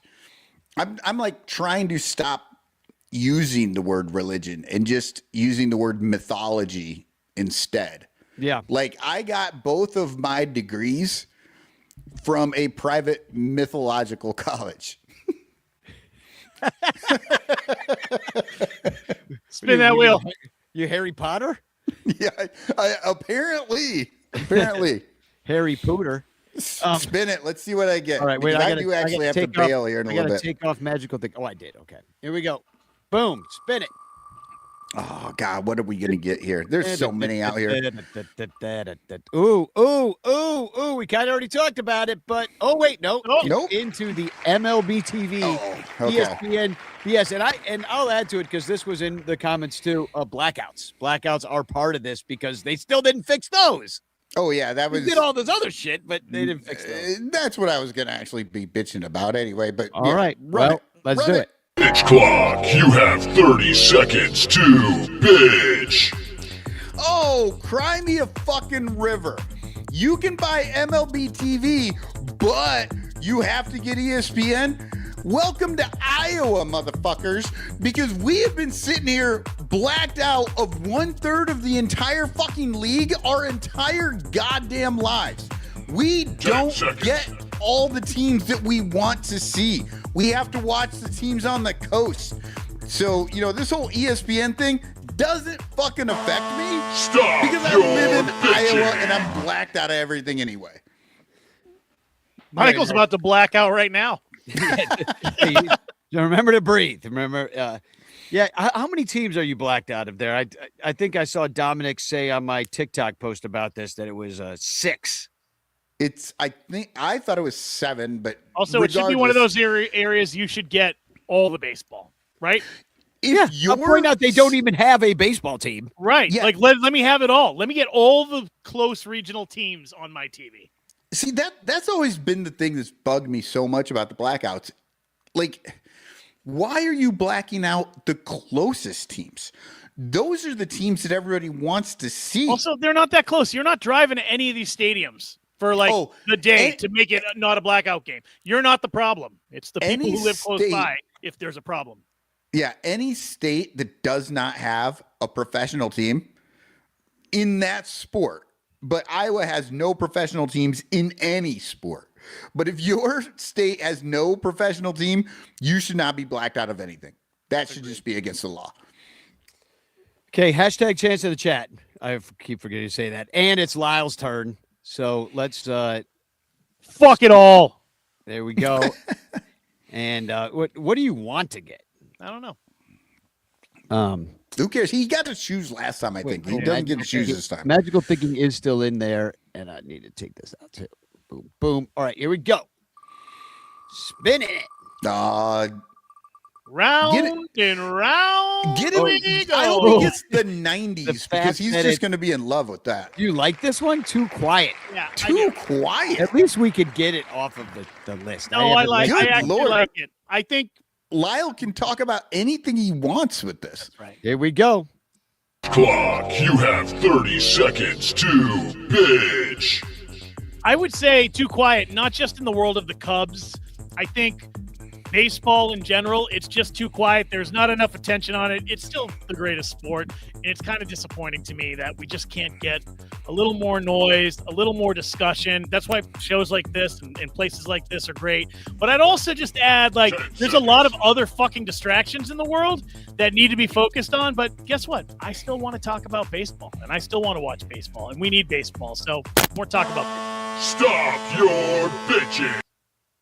Oh, 100%. Johnny Onomatopoeia texted me after last week's show, and he goes, I get it. You just like talking about baseball. And I was like, that is really at the core. We just like talking about the Cubs, man. I don't know that we talked about baseball very much last week. Yeah, That's a I would jumping-off say point. more specifically, Danny and I like to talk about the Cubs. Lyle likes to talk about baseball in general, which is how this Red Sox fan could deal with this show every week. Well, Cubs and- are and- America's team. Yeah. America's team. In 20 years, living by close to Wrigley and going quite a bit over the years and spending a lot of time in that field, I instantly fell in love, and I had a lifetime at WGN. I mean, WGN made half of America Cubs fans, and I was also a Braves fan. Like, I was so excited to watch the Braves as a kid when there wasn't a Cubs game on. And plus, So you're saying blackouts work? They don't. It's crazy. Like, it's nuts to me. I just don't get it. You're from the same town as like Tommy Glavine too, right? Yeah, he lived down the street from me. Yeah, so that's another reason to like the Braves at that time. Yeah. But all right, well, oh God, oh no, That's he's here. fucking foul. He's here. Yeah, no, he's here. Blue with a muscular stature, more conservative than Margaret Thatcher. But this Cubstradamus loves when spring is upon us. So happy pitchers and catchers. Oh, I'm so joyous.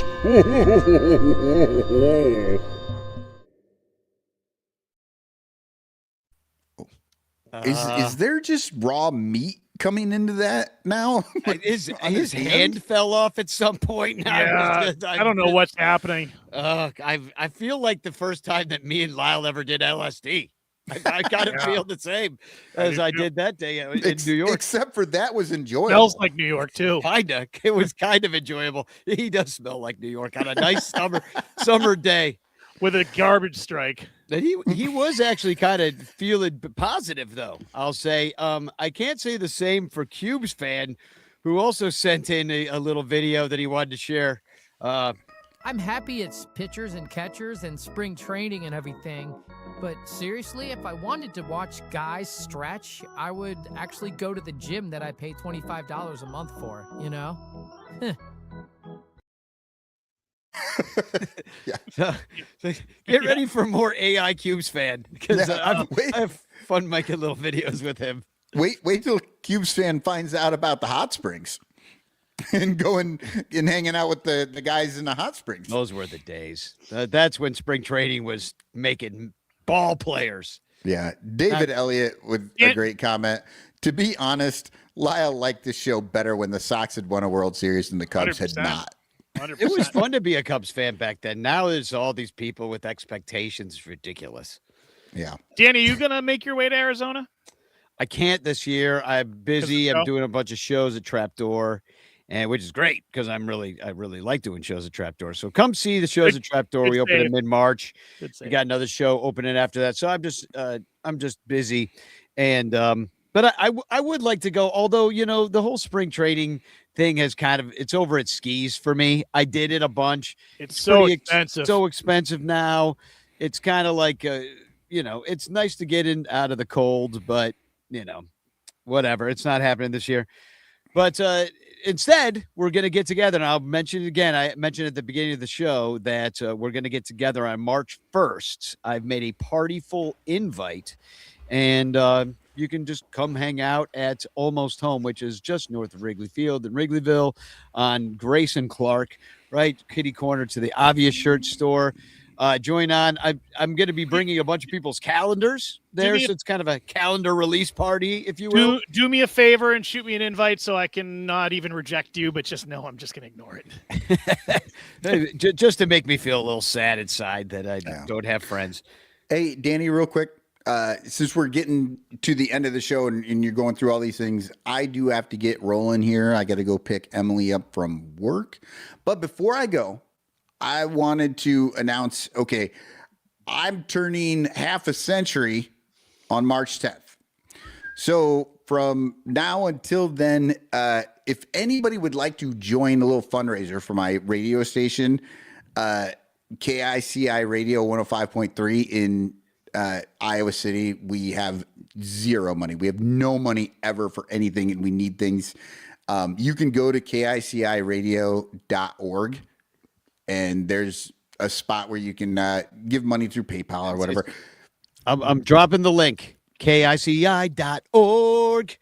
KICIradio.org. Nope, you just put the WKIC in Iowa. Yeah, Danny, you put the wrong link in there. Oh no, it's KIC Radio WordPress. Oh, don't open that link, everyone. Oh no, Oh sorry. no. No, it's Brave Trojan Sites. horse. I actually took them off of WordPress because the reason we never updated the website is because nobody, like, WordPress is just kind of a pain in the ass. And so I made a Brave Sites. So if you go to the website, that I made that website for us, and I just posted that on there.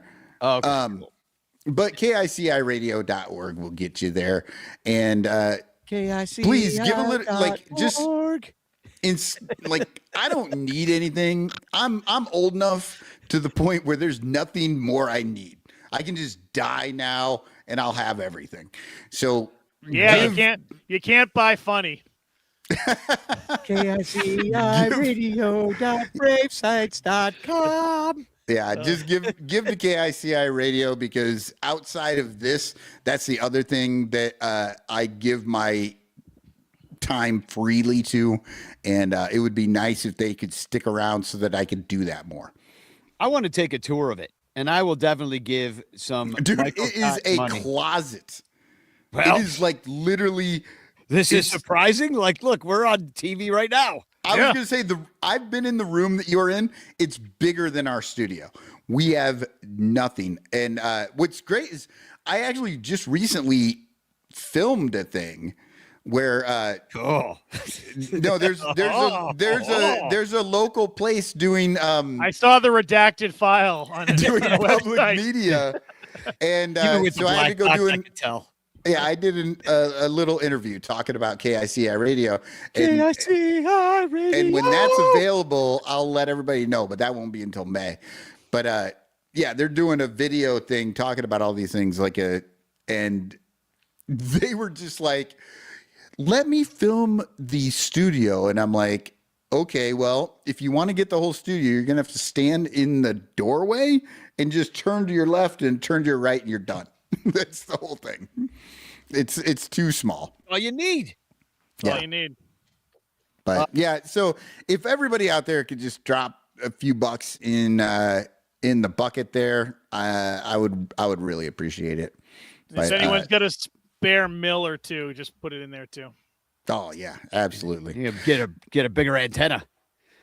Yeah, but I do have to bail right this moment. Cool. So Go I've pick up Emily. enjoyed hanging out with you guys. Peace out, Cotton. I thanks to the Ranchers and Sprung.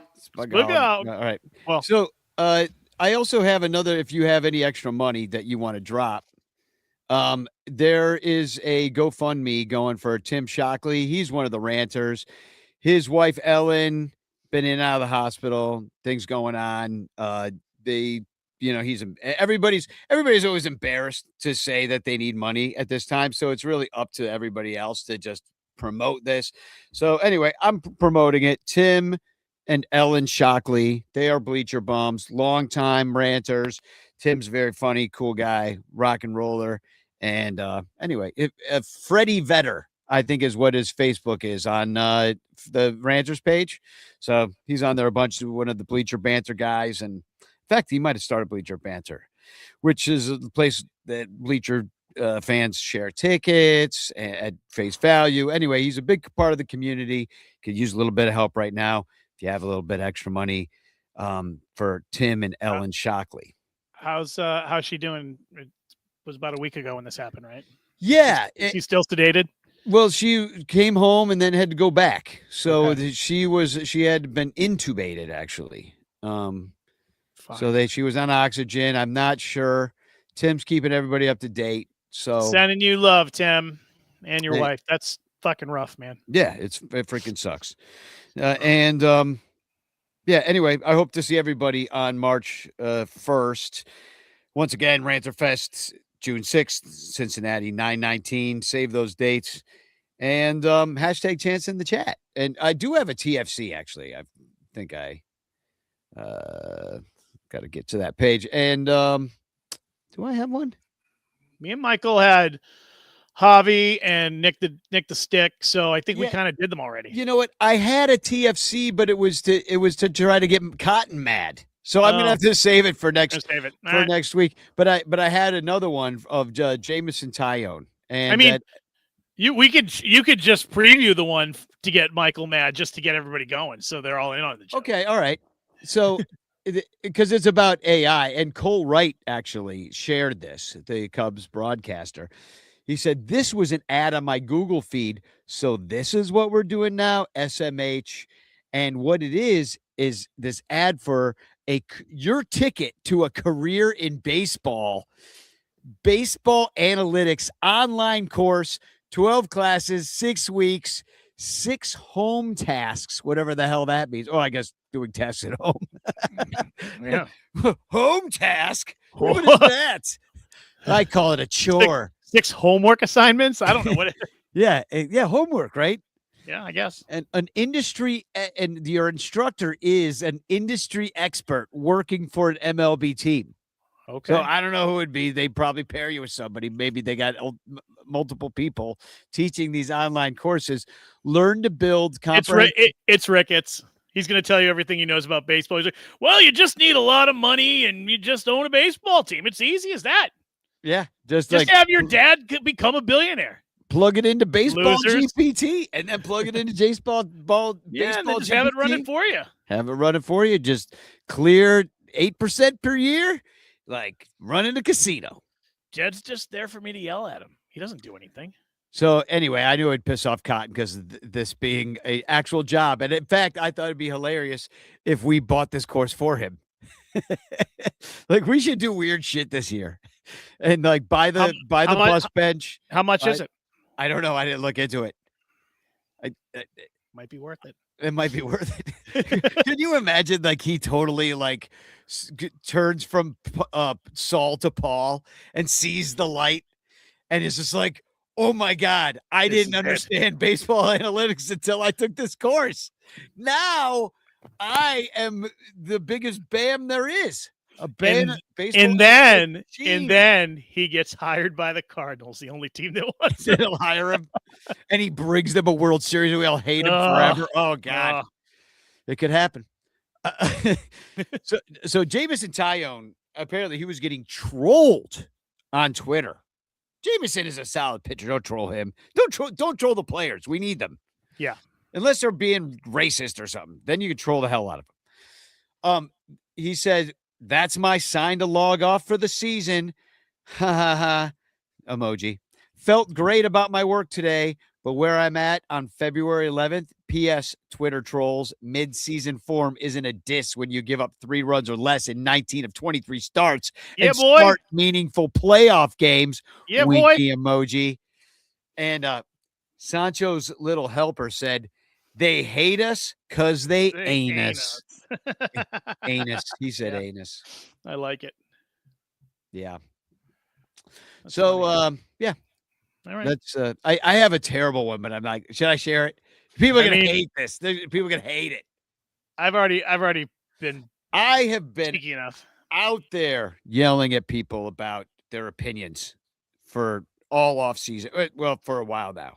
Since the day I met you. Since the day, yeah. And anyway, so I have a lot of haters. I've seriously, Nicole, my wife, is afraid that I'm gonna be around Wrigley Field and somebody's just gonna like shoot me. Like, she is also one of your haters. Yes, exactly. Even my wife hates me. She loves you, but she's one of your haters too. So here's the ultimate TFC, because I make these people crazy. I make them unhinged and say things that I know they don't mean deep down. Then they would never say it to my face. But look at this guy. Bacala 1978. Like he was talking about, like this is when I was asking for your Cub fan grievances, and he goes, letting you into the park and that ugly dumb memorial to your cunt ass mom on Waveland. I hope 1,000 drunk fans piss all over that crap. Who the fuck is that? Fucking tell me, fucking find out who the fuck that is, Danny. I don't fucking like that shit. I know you're fucking being, I will fucking murder that fucking cocksucker. I don't give a fuck. Fuck him. Fucking respect my fucking ma. I love that woman. She's a fucking saint. You fucking loser. What's I'll funny fucking is cut your head off and piss down your throat. Well, I agree. Because what a loser. But he thinks he can hurt us by saying I this. know, Like, but doesn't he know? Keyboard troll. So Exactly. What a loser. This is it might be AI. It might be Elon himself. I hope. Well, that'd be awesome. That'd be awesome. Yeah. He's on Epstein's list. That'd be that. No, I know. It's just a low blow. But here's the thing: these people. Here's something I've been thinking about recently. Not only are all these people exposing themselves for the morons they are every single day, just how stupid they are, but you know who else is showing themselves who they are is the brave people that are speaking out, and even more so against power. So I'm remembering who is who at this point, and it shall not be forgotten. And shit. I mean, we've already won because, that guy, these people expose themselves for the immorality that they have. And every day, it's sort of what they call an extinction burst with these guys. They just, racism and sexism and homophobia, all that shit's going away. And the people that hung their hats on this stuff, the last gasp of breath, the boomers, they're pathetic. They're pathetic. Yeah, a lot of idiots from our generation too. A lot of guys we went to high school with. Yeah, just pathetic, and they think they're strong, and that guy said his 78. That's usually a year. Bacala 78. That guy's born 4 years after me. He's a full ass grown man. He's 47 years old, wishing death on a shrine and calling my mom a cunt. I'm like, okay, no, it's a bridge too far. But, that's what I'm saying. I'm happy when they do it because they expose themselves. They expose themselves. I had all these people. Was that on Twitter? That guy. Oh, yeah. Why are you still on Twitter? Oh, because of that reason exactly. Because I could still, toy with these people like a cat with a half-dead bird. All right. So I'm going to hashtag chance in the chat, and you could win a Frank Chance postcard. Let it rip. Sent to you by me with a message of love and doom. Oh shit! I don't make fun of me, but I hit the wrong button. Weird. Weird. Yeah. All right. What are we looking at here? There it is. Only I can tell you your mom's a cunt. Exactly. Like fuck him. Here we go. I'm so mad right now. I wasn't gonna share it. I know. I wasn't gonna share it, but I was like, I had to get out of my system. Corey Furlong, hey! The big W. I'll send this along with your calendar. That will, unless you show up on March 1st, which you can come get your calendar and chance postcard in person with fellowship with your fellow ranter. All right. That's the show now. We did go over 2 hours, so Dominic, you're welcome. I know he likes us to go long, and we did it. I'm gonna I'll play the pitchers and catchers song. That's right, and we'll go even longer because it's 4 minutes and 33 seconds. Done. So Spagog. Yeah, I'll talk to you later. Peace out.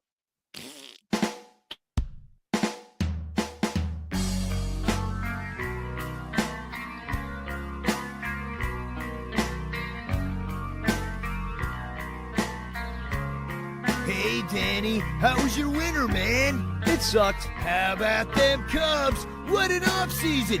Freaking Theo, man! Yeah, totally. Oh, man, you want a beer? All right. This season's gonna be the best! With Hayward and Zobrist and Lackey, plus last year's dudes. We can't lose! That's what they're saying. Oh, man, it's gonna be the best! I'm so stoked! Take it easy, bruh. I need palm trees, Cub fans, the sands. Oh, damn, I am freaking freezing. It is time for pitchers and catchers. We're so close to opening day. Hey, what's up? Not much. Do you think they'll trade Soler? I don't know.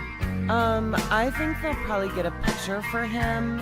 but maybe wait till the trade deadline. Hello, Rizzo, I'm gone. Bye-bye, goodbye, a flight, too much, gonna drive. It is time for pitchers and catchers. Whoa, whoa, whoa, we're so close to opening day.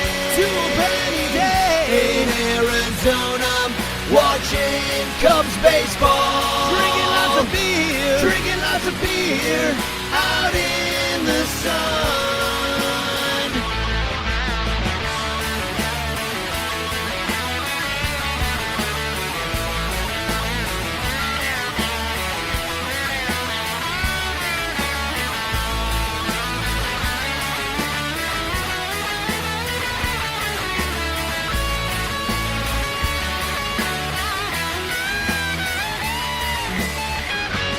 It is time for pitchers and catchers.